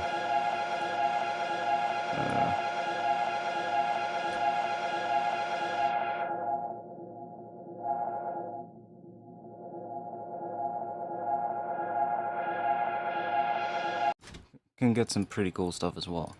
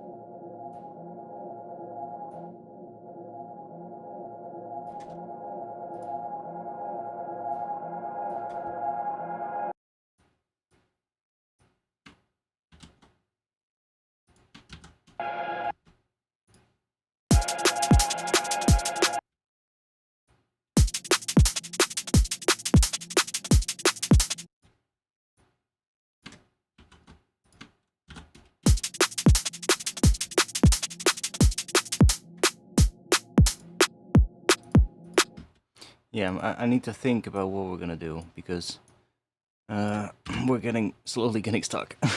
One moment. I wanna get...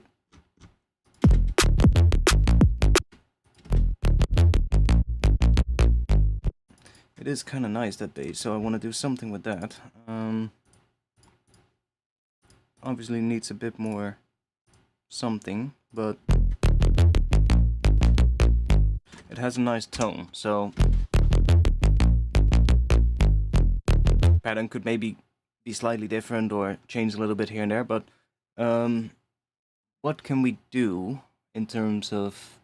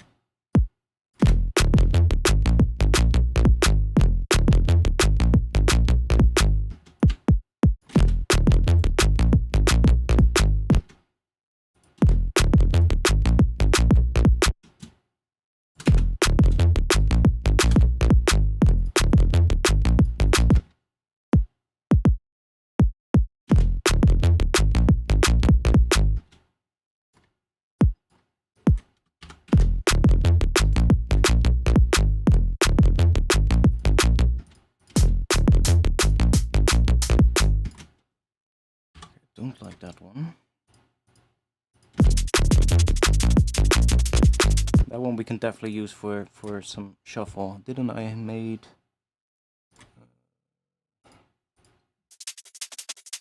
Yeah.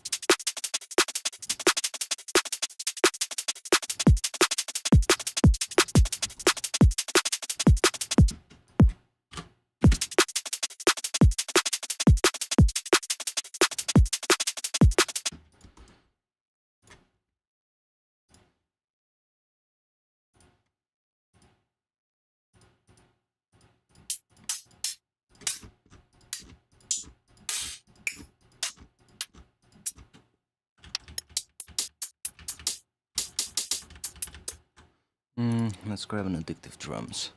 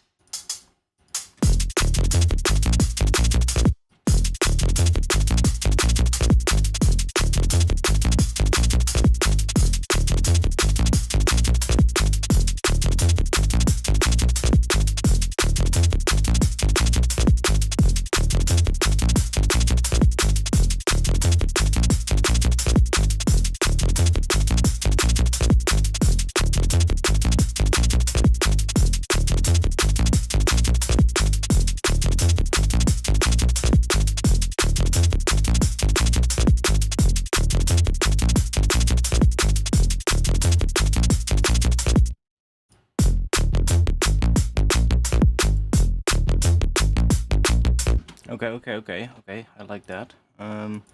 Let's go and do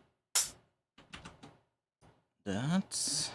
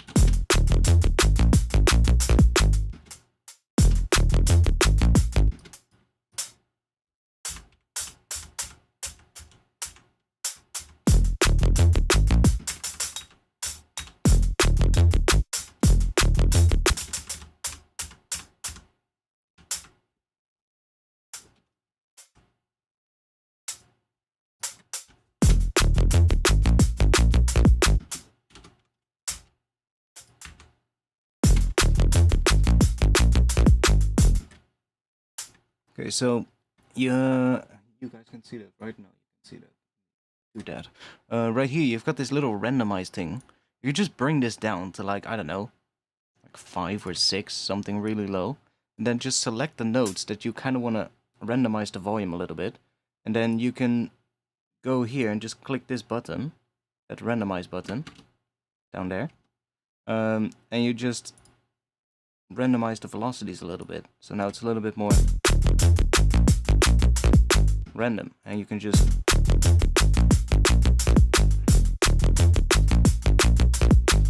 and if you have it up all the way, it's obviously gonna do a lot more. Okay, let's go and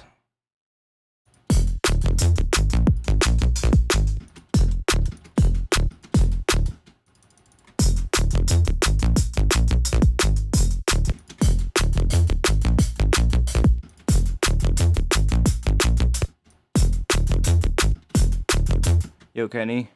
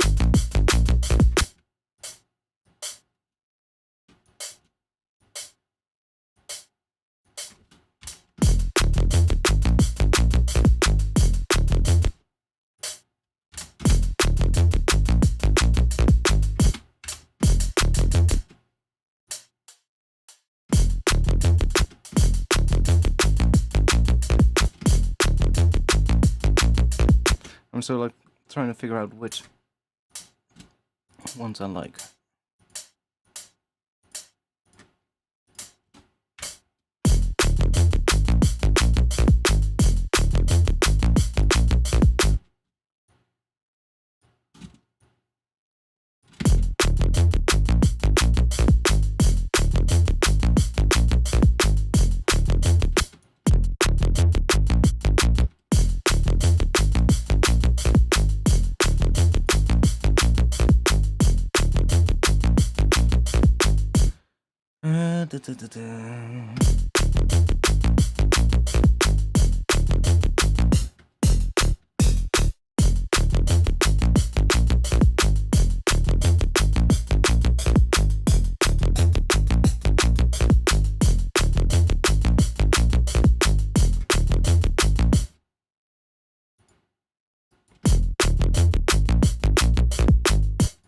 That just sounds weird.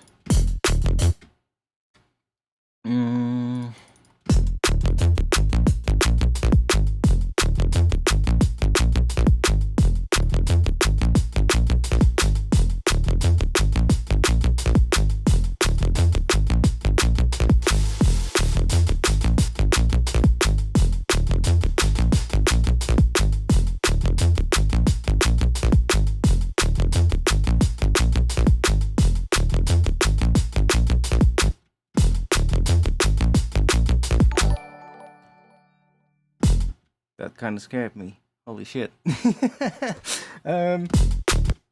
Let's put some more stuff on it.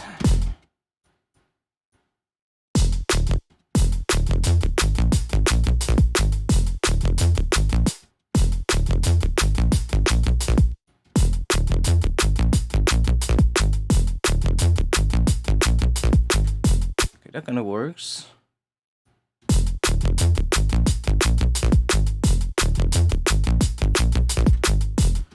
Okay. How are we gonna make the bass more interesting?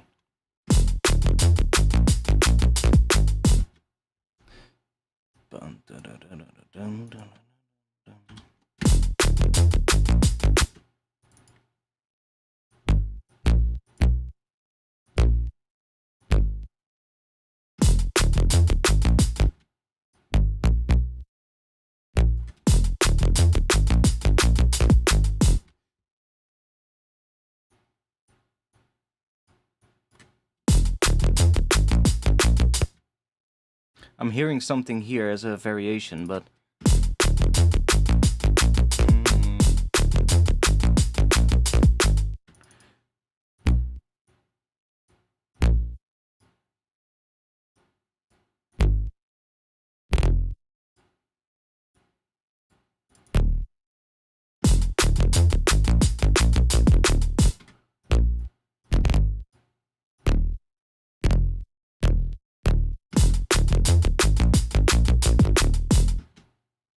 that it? I'm not sure. Kinda...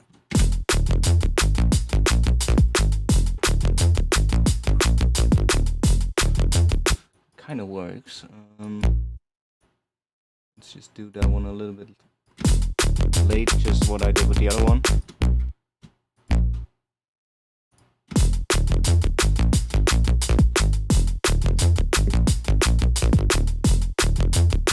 That kind of works.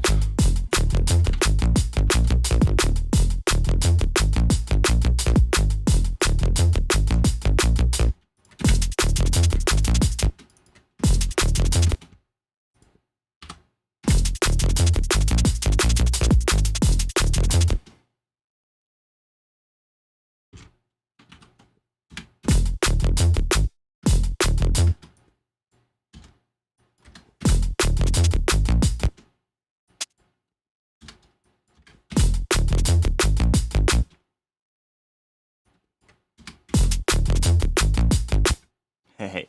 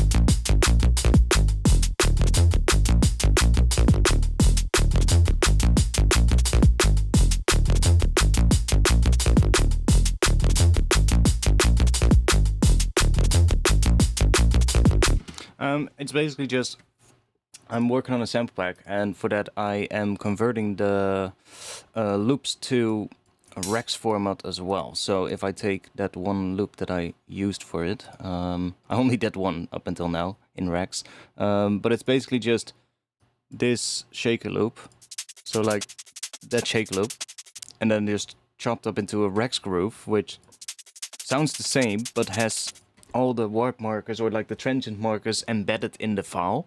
So when you put that on an audio track, so okay, we have an audio track right here. If I put that on there, and then look in here, you can see all these little things here have a marker, and they're correct as well. Like they're exactly in the right spot. Whereas normally, if you would put a WAV file in here, if I would take just the WAV version, so if I would just drop this one in here, you can see the difference. See? That one has no marker. That one has a marker. Okay, it's in the right spot. That one is in the right spot.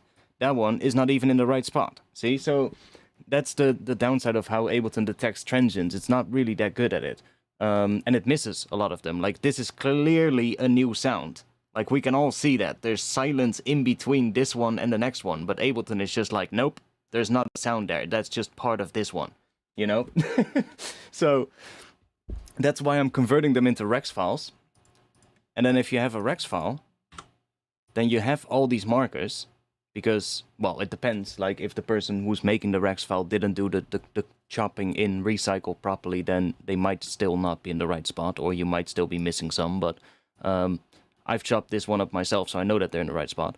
And if you then do select that and do right-click, slice to MIDI, it's just going to show you. You're basically just going to slice that up, and it's going to use those markers to slice it up into a sampler. So if I now press OK, we got this, which is what you were seeing just now, what I was editing. And that's just basically just that same loop, but then converted into MIDI. And because all those markers are there, it's also chopping it up properly. And then you can just, you know, get crazy with it, like what I was doing. Just start muting ones and get a completely different groove out of it. It's really only that's in there, but combined with the hats.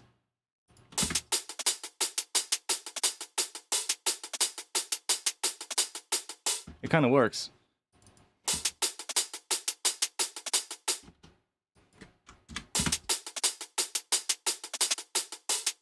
And like, at this point you can now also just start saying like, oh, I want a different one.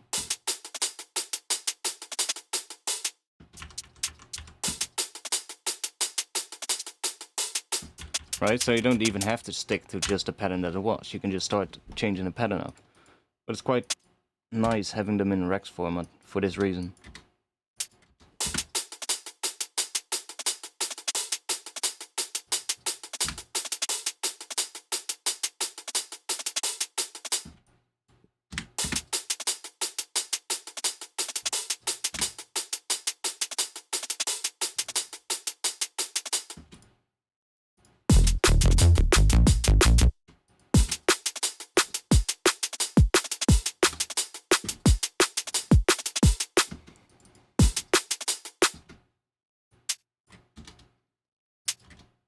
And then it's all about finding the right groove.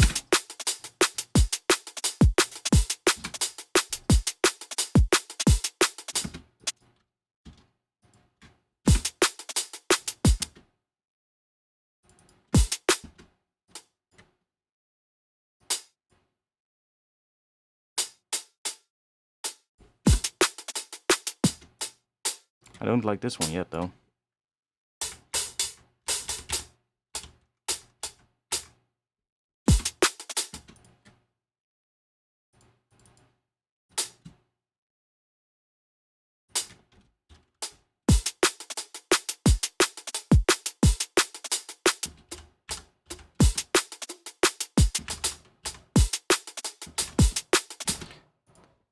I think there's also ones where that, where this hat is not as open sounding yet. It's not open, but it's like more like a pedal head, I think. I'm not entirely sure, but let's see.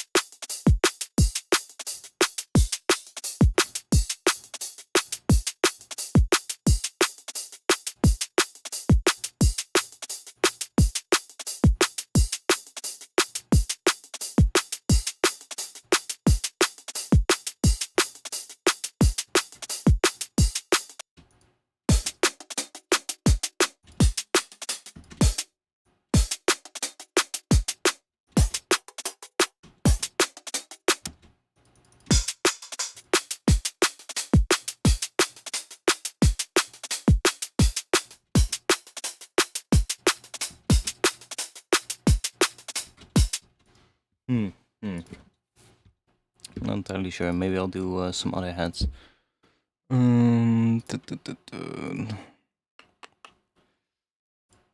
Let's just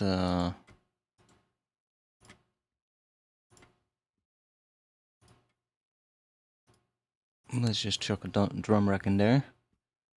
And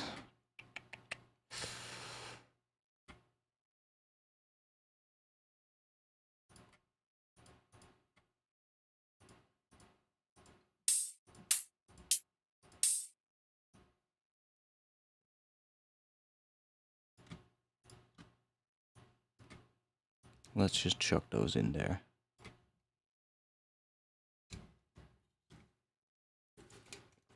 Damn, I need a drink.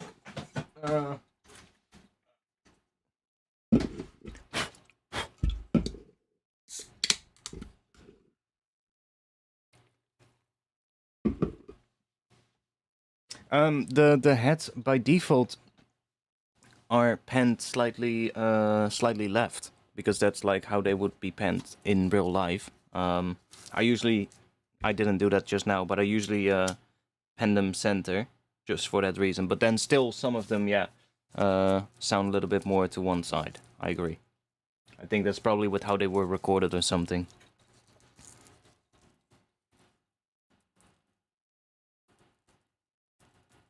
But a lot of times it's not that big of a deal. Oh, it's not that big of a deal because it's just a high frequency element that it's gonna end up being, right? You're not really, well, most of the times you're not really using a lot of the low end from the head, so I'm fine with if the high end is a little bit wide. That's fine. As long as it doesn't disappear in mono, though.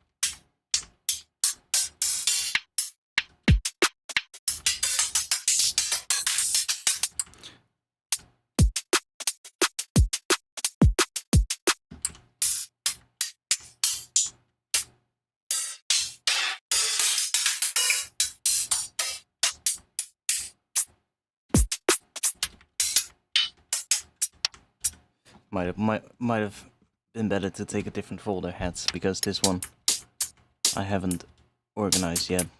It's just random.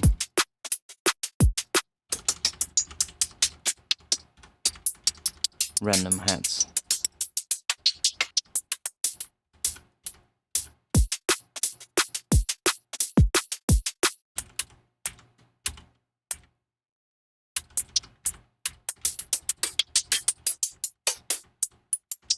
Yeah.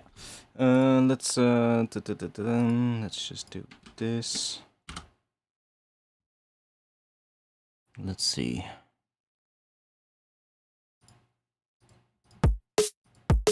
No, don't want that. I want hi-hats. Let's just take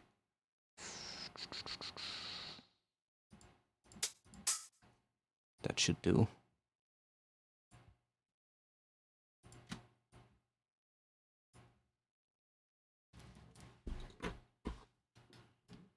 I've just taken a few days off production just to watch YouTube and find your videos always very helpful, man. Thanks.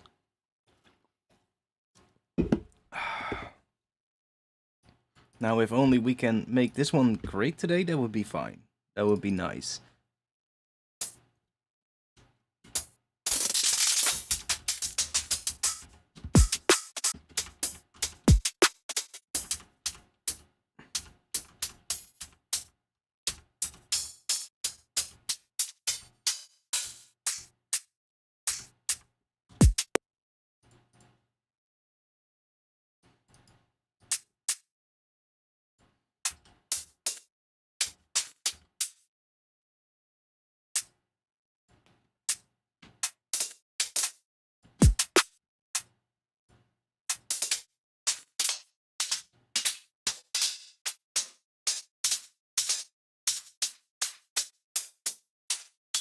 Need a good one to layer on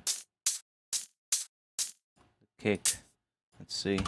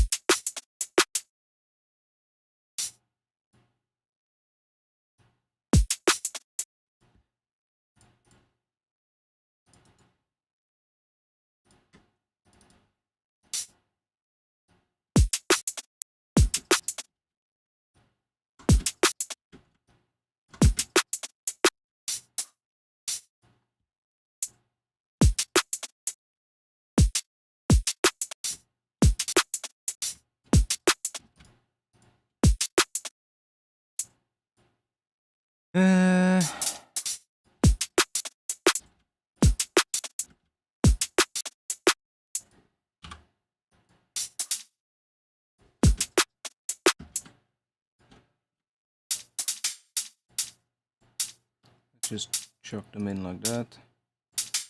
See what we get.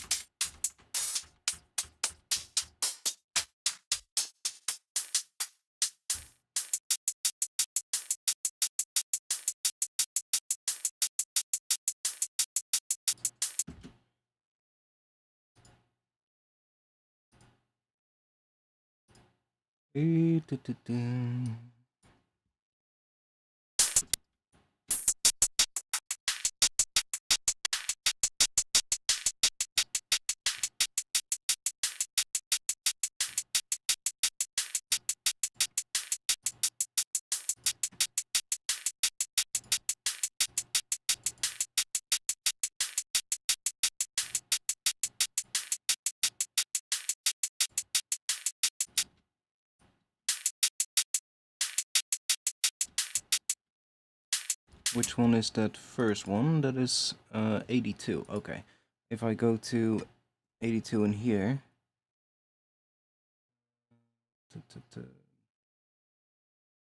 82 right here.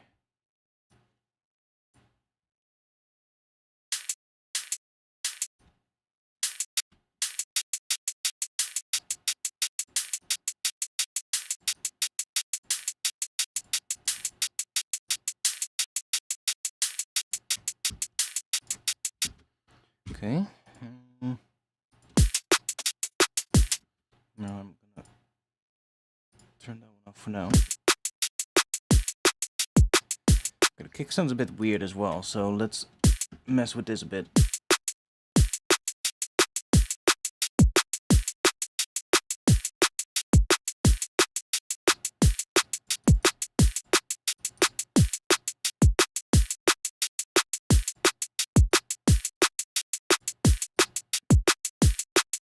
Why is that one?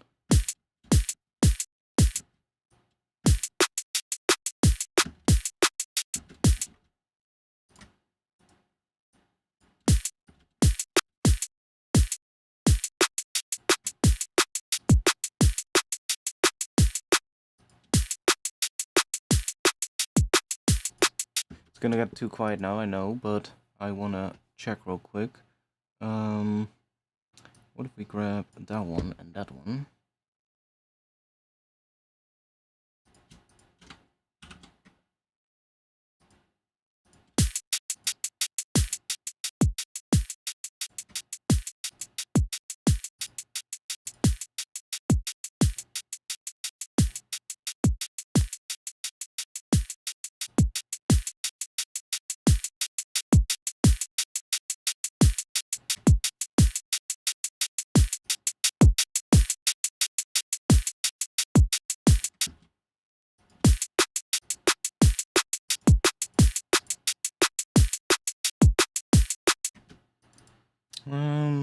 Not doing what I wanted it to do, but I know another way. We might even be able to just put that in this rack now. If I take the kilohertz ring mod, let's put that on the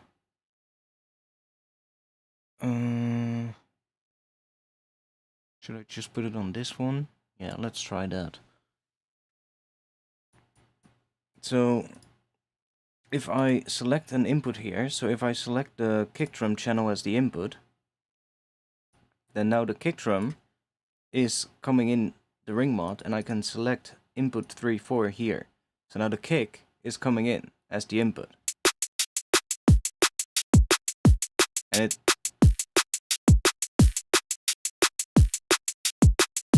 should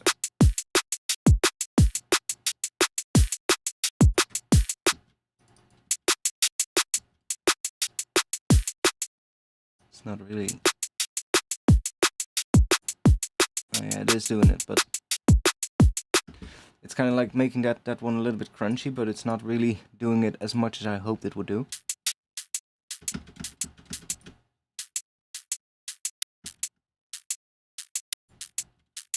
It's just also getting very quiet.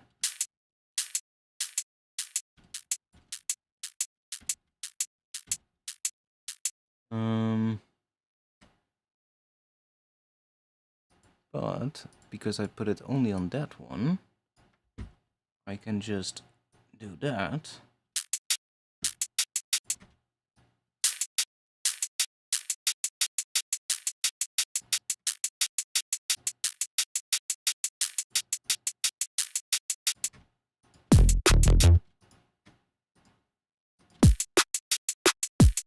No, don't like it. Sometimes you just don't like it. So, okay, let's get rid of that.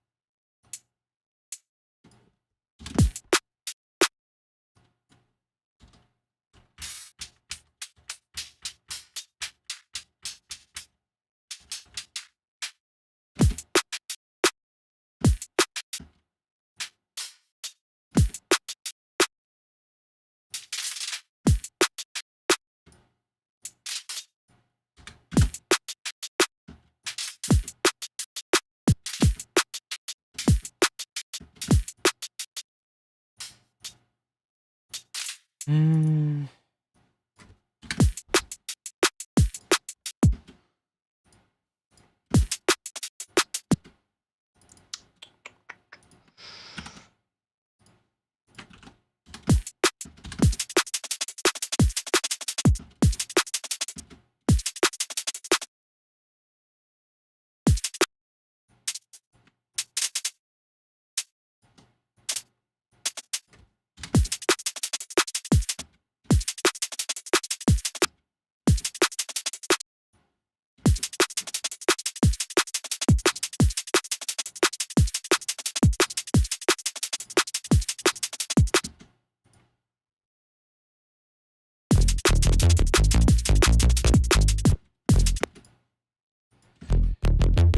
Yeah, I want to make this one more interesting, but I'm not entirely sure how. Um,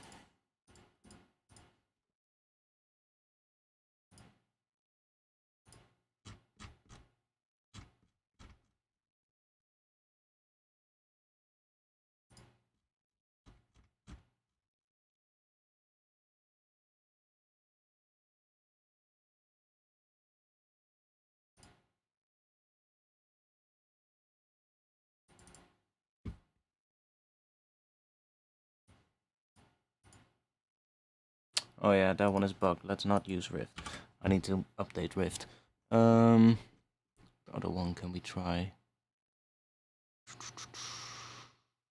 I mean, we can try this one. See if we can stumble on something interesting.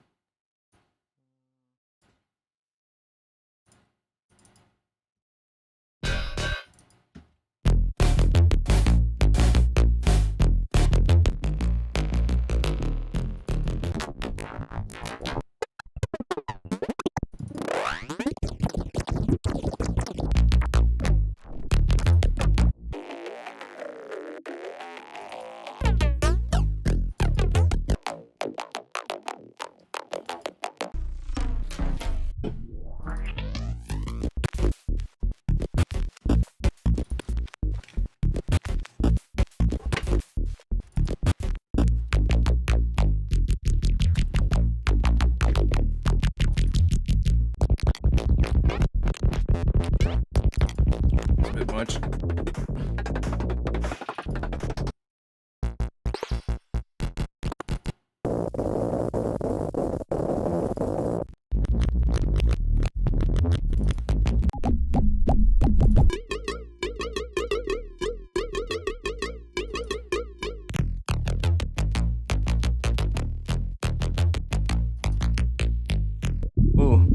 know maybe what could work.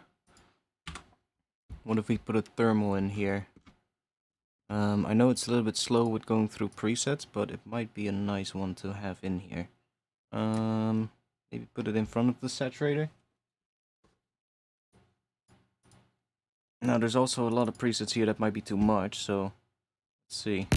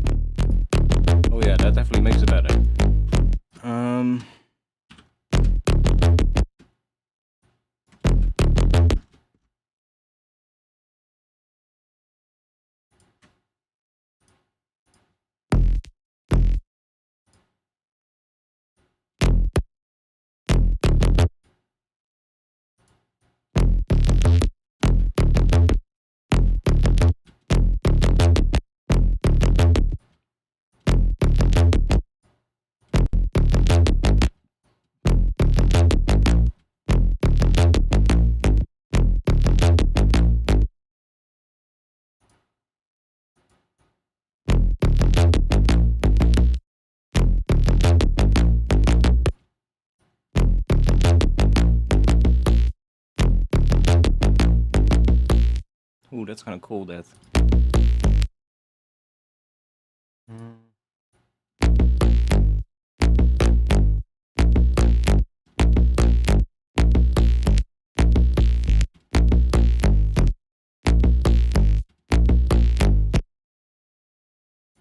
If we... What was it again? This one all the way up. And then this one all the way down.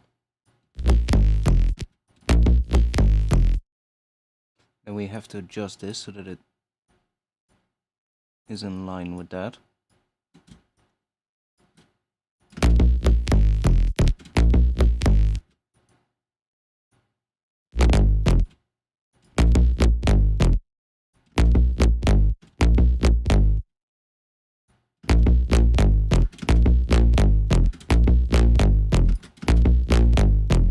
We get like a different tone there, so I really need to do a lot of automation on this one to make it better.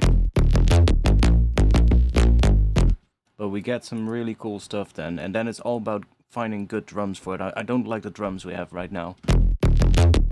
In fact, let's check real quick with some other drums. We won't get sidechain then, but that's fine.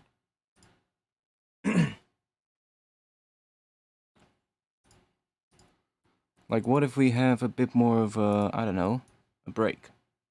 Like, a bit more of a roller kind of vibe.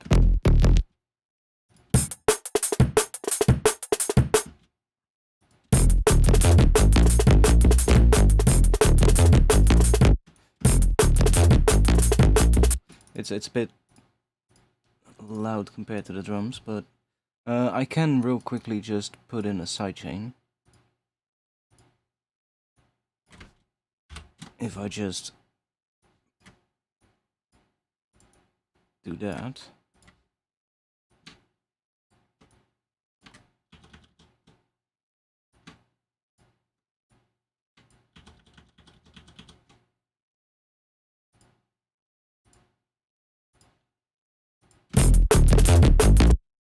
Holy fucking shit. Still a bit much. At least that has a sidechain. I'll just make this a little quieter. Oh yeah, maybe let me bring this one down so that we don't have any limiting.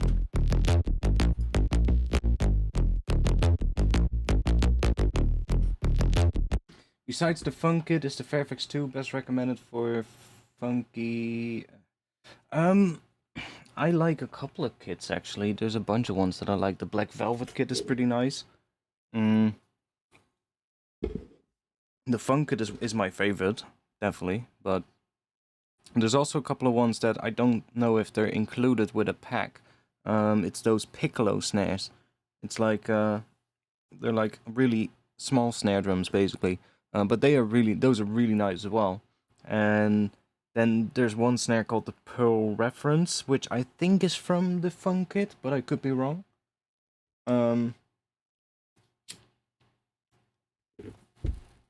But honestly, there's a lot of them that are good. It's all about how you process it and how you make it sound nice, I guess.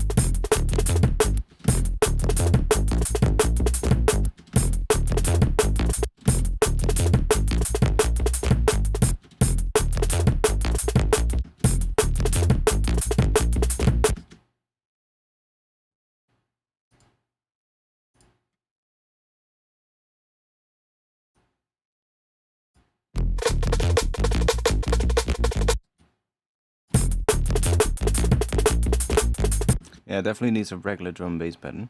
I haven't made a lot of loops yet for the pack though, so let me go and quickly just go in. I just want to see if I can find like some interesting drum groove that makes me go, ah yeah, something like that could be good. And then we can make something like that. Where is that folder?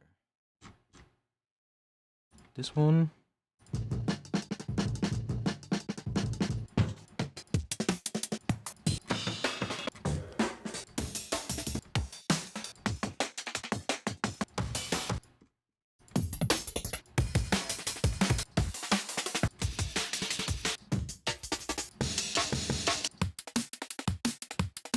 No.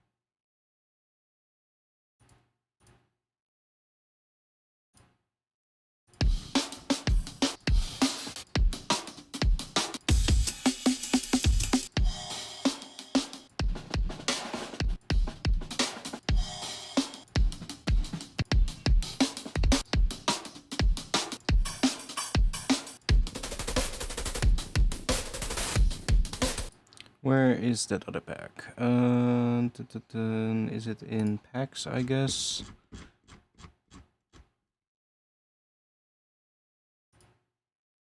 This one? No. Where did I leave that pack? Is it in here then? Is it in the Rex folder probably? Oh? Guys, I lost I lost one of my folders. Where is it? uh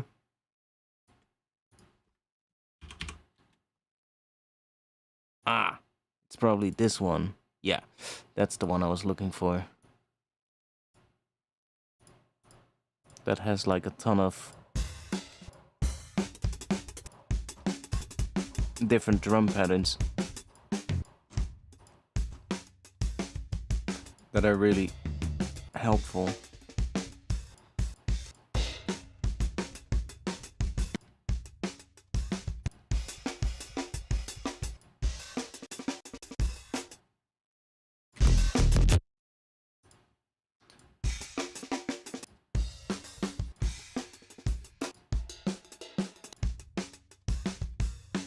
Yeah, we need something more like... This is just not loud enough at all. But that's easily fixed.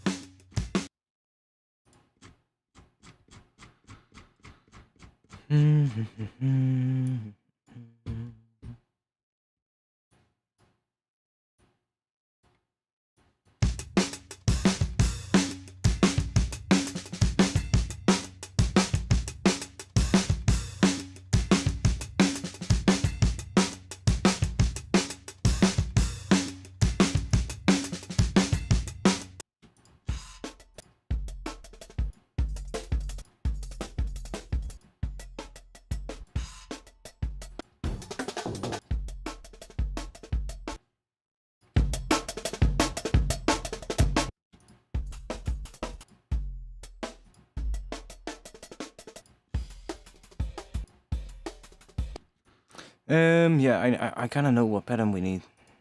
We just need good drums in that. Basically just a pattern like that. Just a regular two-step pattern. God damn it. And I thought this stream was gonna be super productive, but it's not. What else can we do? Save, first of all. I haven't saved yet.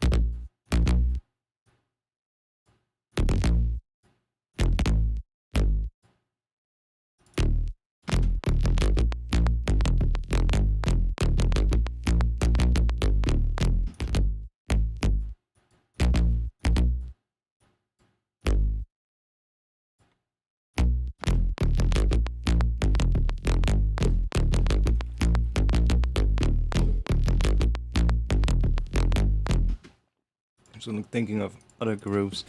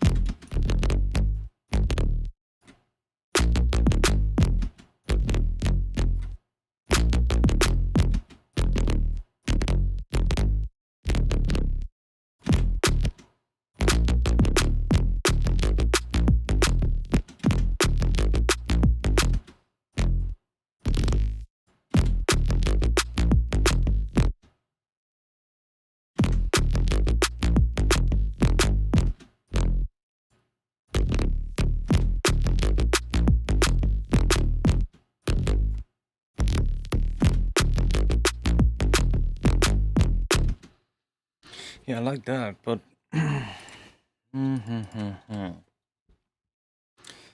what else do we have in here? What we can do?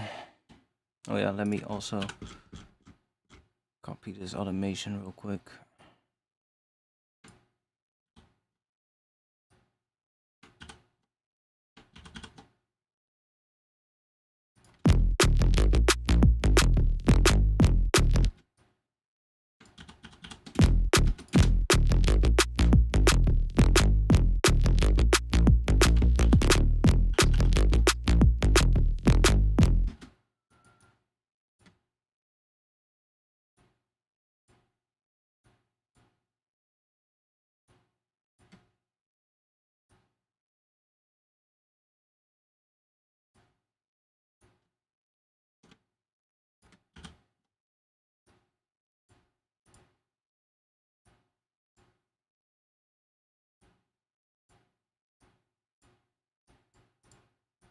Let's try that out.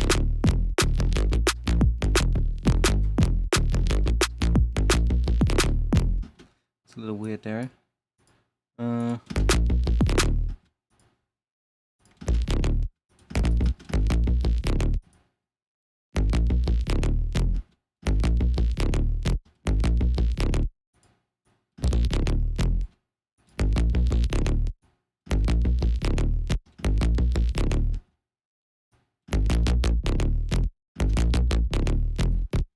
It's better.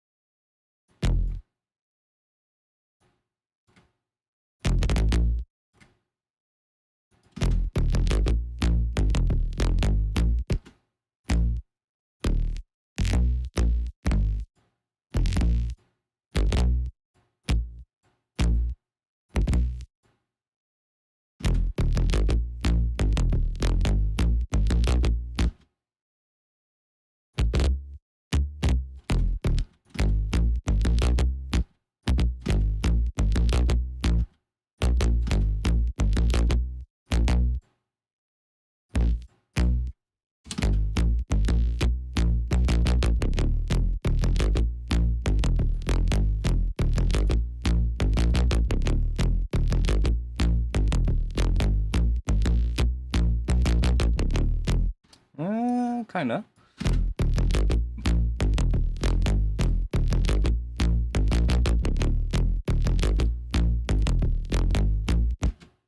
Dun, dun, dun, dun, dun.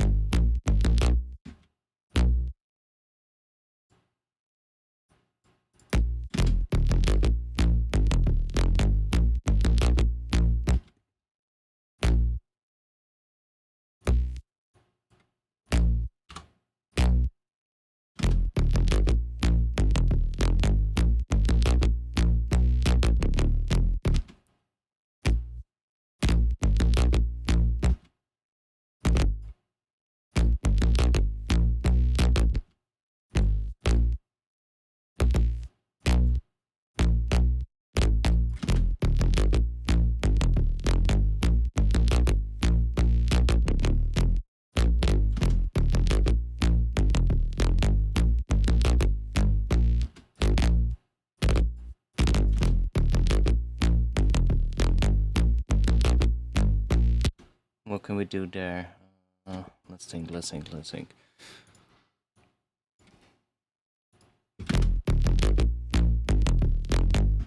Let's copy this one again because I kind of lost the thing that we had. So this is nice, and then going to A sharp is nice. Dun, dun, dun, dun, dun, dun.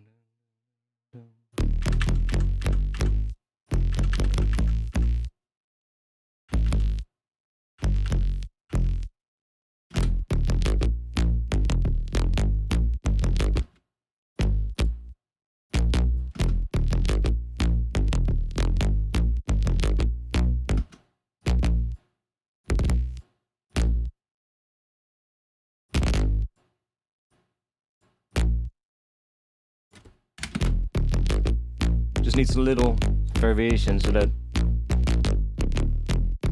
kind of leads back into the start.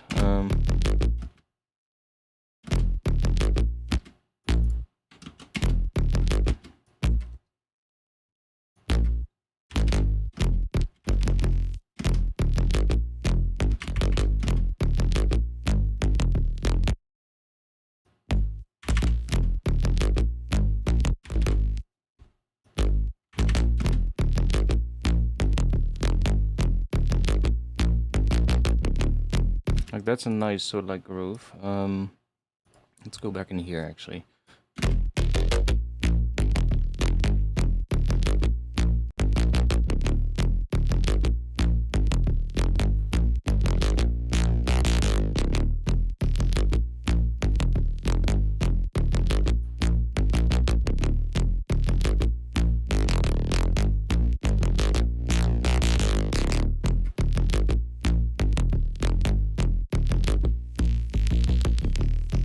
Oh, that's the wrong one.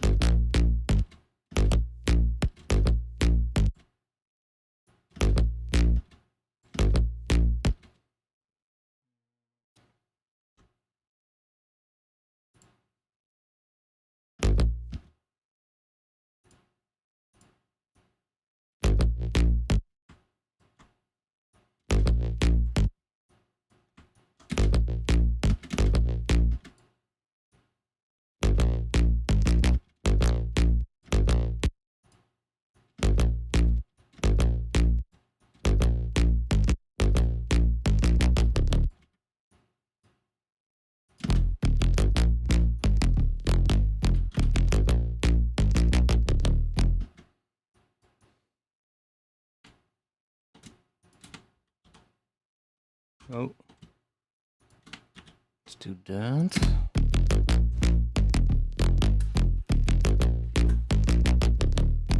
Yeah, it is really funky, and I like that. The last part needs to be a little bit different, but we can automate this one here. I don't know, maybe go that.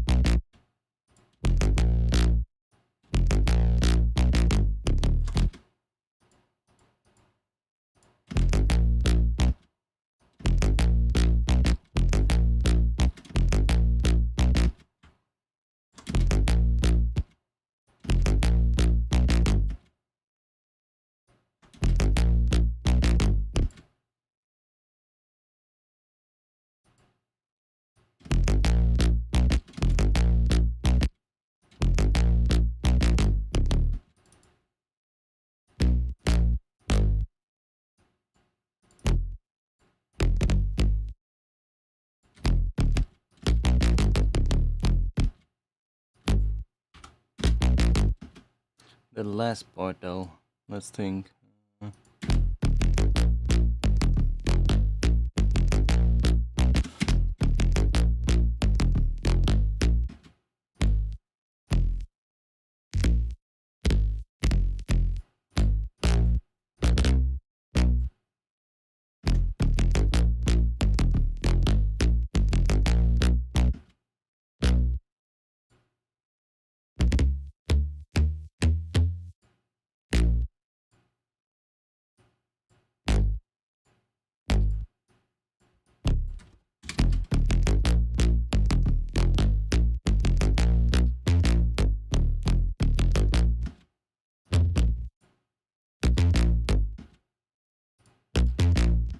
That's kind of cool though, that part.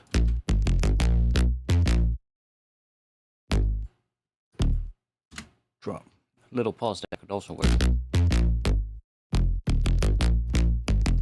And then something with the drums going. But we need good drums though, that's the whole point now.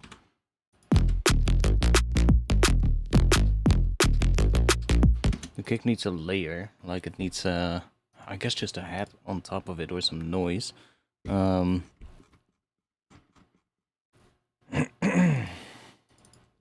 Just go back in here, just get rid of all of this. Let's just, I don't know, put that on the kick.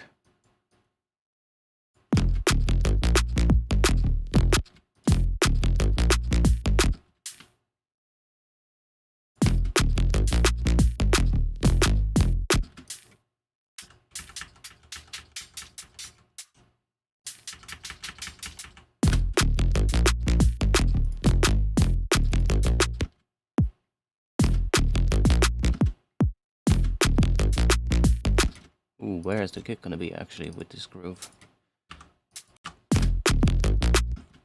That's kinda nice there.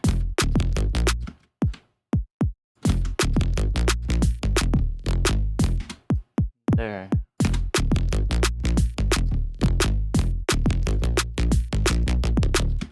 Where does the...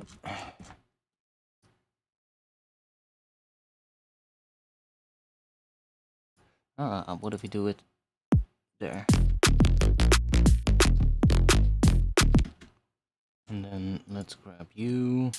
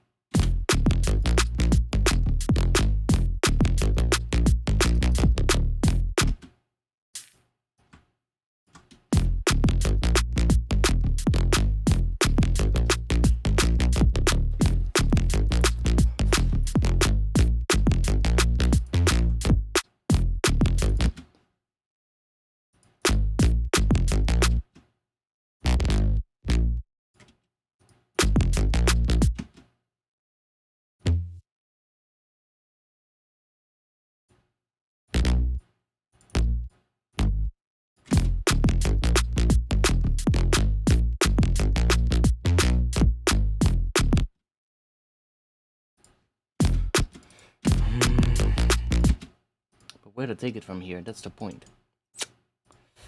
That's the thing that we're struggling with at the moment.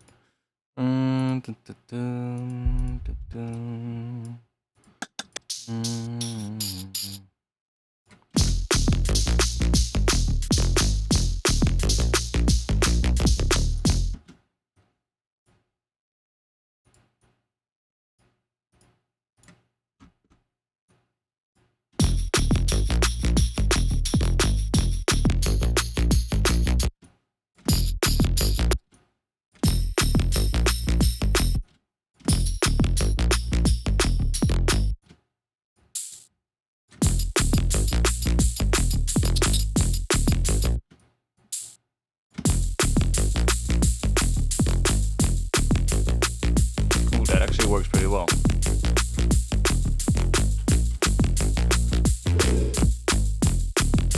What is that? Yeah.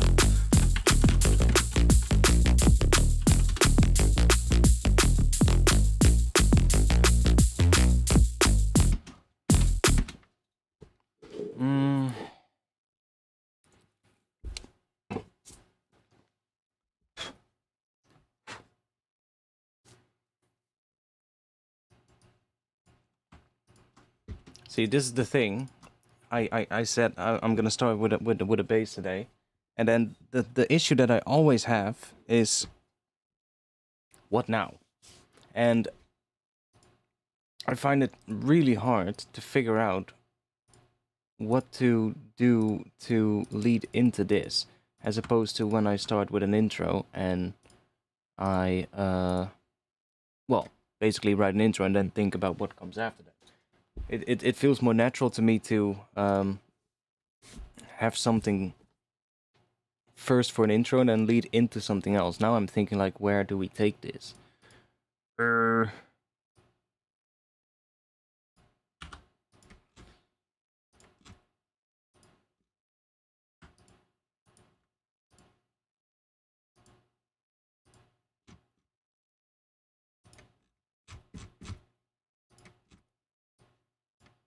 Oh, fuck. I didn't want to do that. Undo, please. Whew.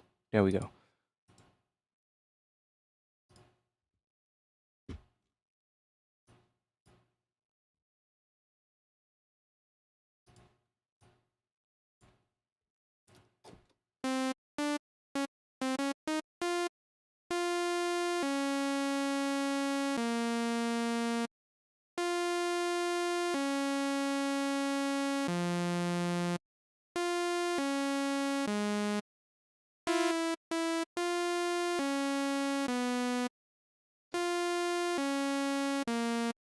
Yeah, I'm thinking about...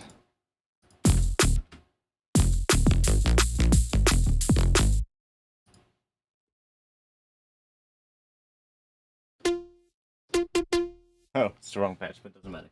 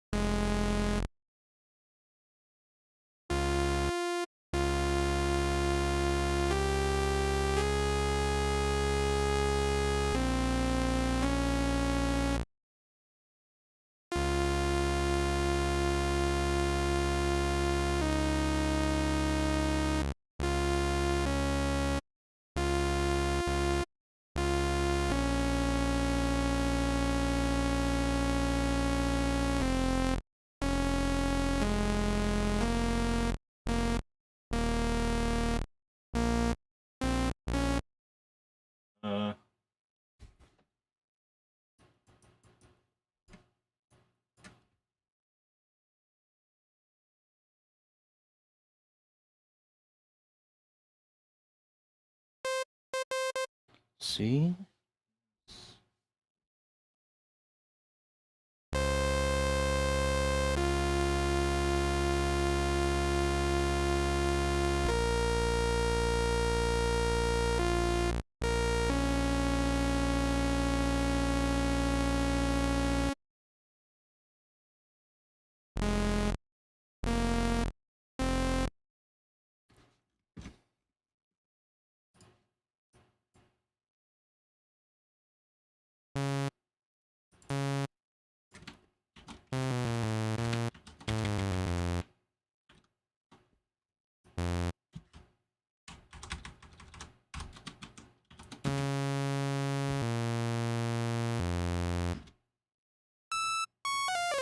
Dun, dun, dun.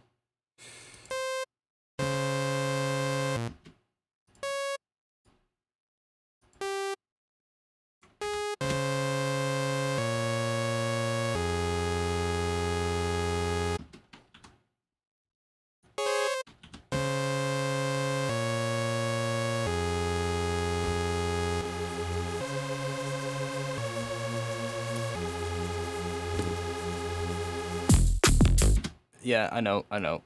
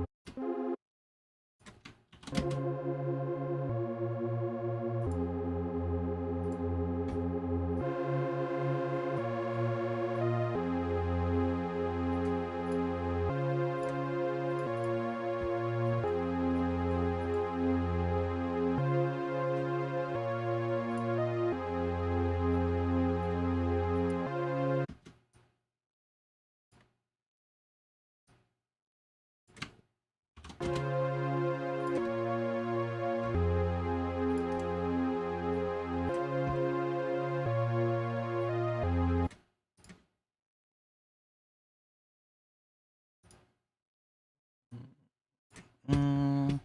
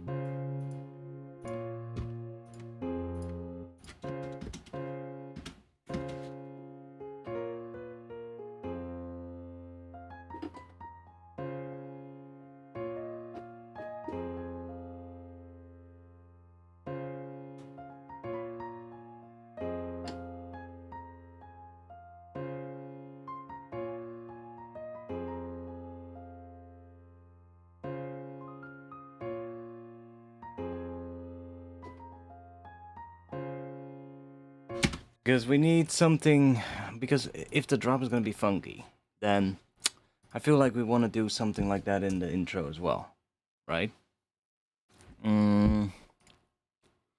Maybe I should grab something different than a felt piano.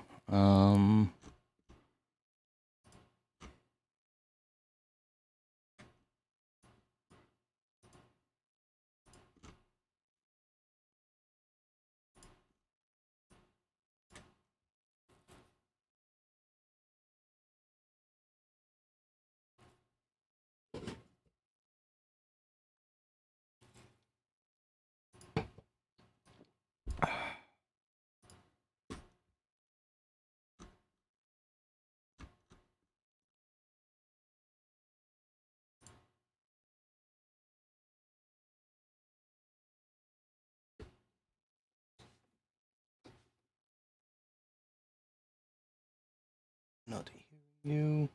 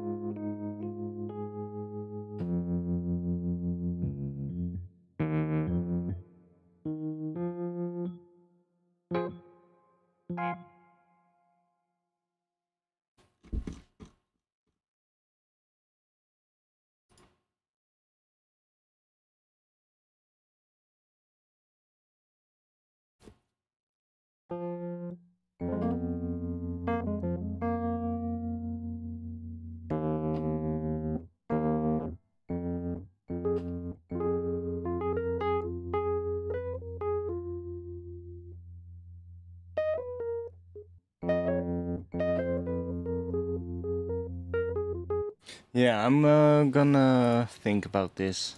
I'm not really getting any further tonight, so I already know that. And then before I start hating myself, I'm just gonna call it quits for tonight. um, I will be maybe not this week, but I'm not sure if maybe upcoming week. I will have a week soon where I will have quite some time to stream. So stay tuned for that, and then I'll be able to stream almost daily, maybe even. So we'll see how that goes. I'm gonna think about this one. I'm also been going through a lot of the older projects as well, and I basically been saving all the good ones again, and we need to get back into those as well. So might also do a couple of streams with that in the future. But for now, I'm gonna stop for tonight. Guess a little bit of a shorter one tonight, but that's fine. If you want to join the Discord, I'll put the link to that in the chat right now. And if you want to support me, you can support me on Patreon and get a whole bunch of samples and presets and wavetables, impulse responses, racks, what else? There's a lot on the Patreon right now. Every month I drop new stuff on there, so if you need new stuff, need new samples and stuff, then go on there. If you join now, you can download everything that I posted up until now, minus maybe a couple of things that were... Well, there was one pack that was just so big that it kept being taken down from my web host because people were downloading it the entire time, and my web host didn't like that, so I had to take that one down. But other than that, all the other ones are still available, so if you want to get something, then go to Patreon. I'll be in the Discord afterwards. I will be there if you have some questions or you just want to have a chat. And I'll be there. Put your questions in there.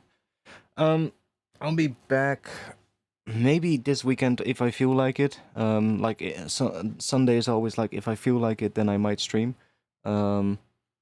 Maybe if I feel tomorrow, if I feel like streaming, then I'll stream. I'll let you know in the Discord. It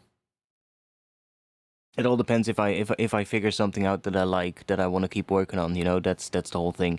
If I don't find something, then I'll probably don't stream. If I do find something, then I'll probably stream.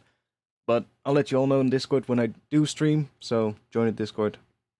And yeah, I'll be back next Friday for sure, 8:30 p.m. Amsterdam time. So I'll see you then. Thanks for watching. Hope you learned something.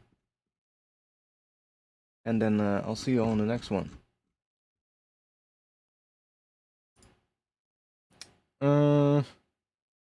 Yeah, well, that's gonna be it. I don't really have much to play, so we'll just play the bass line, and that's gonna be it.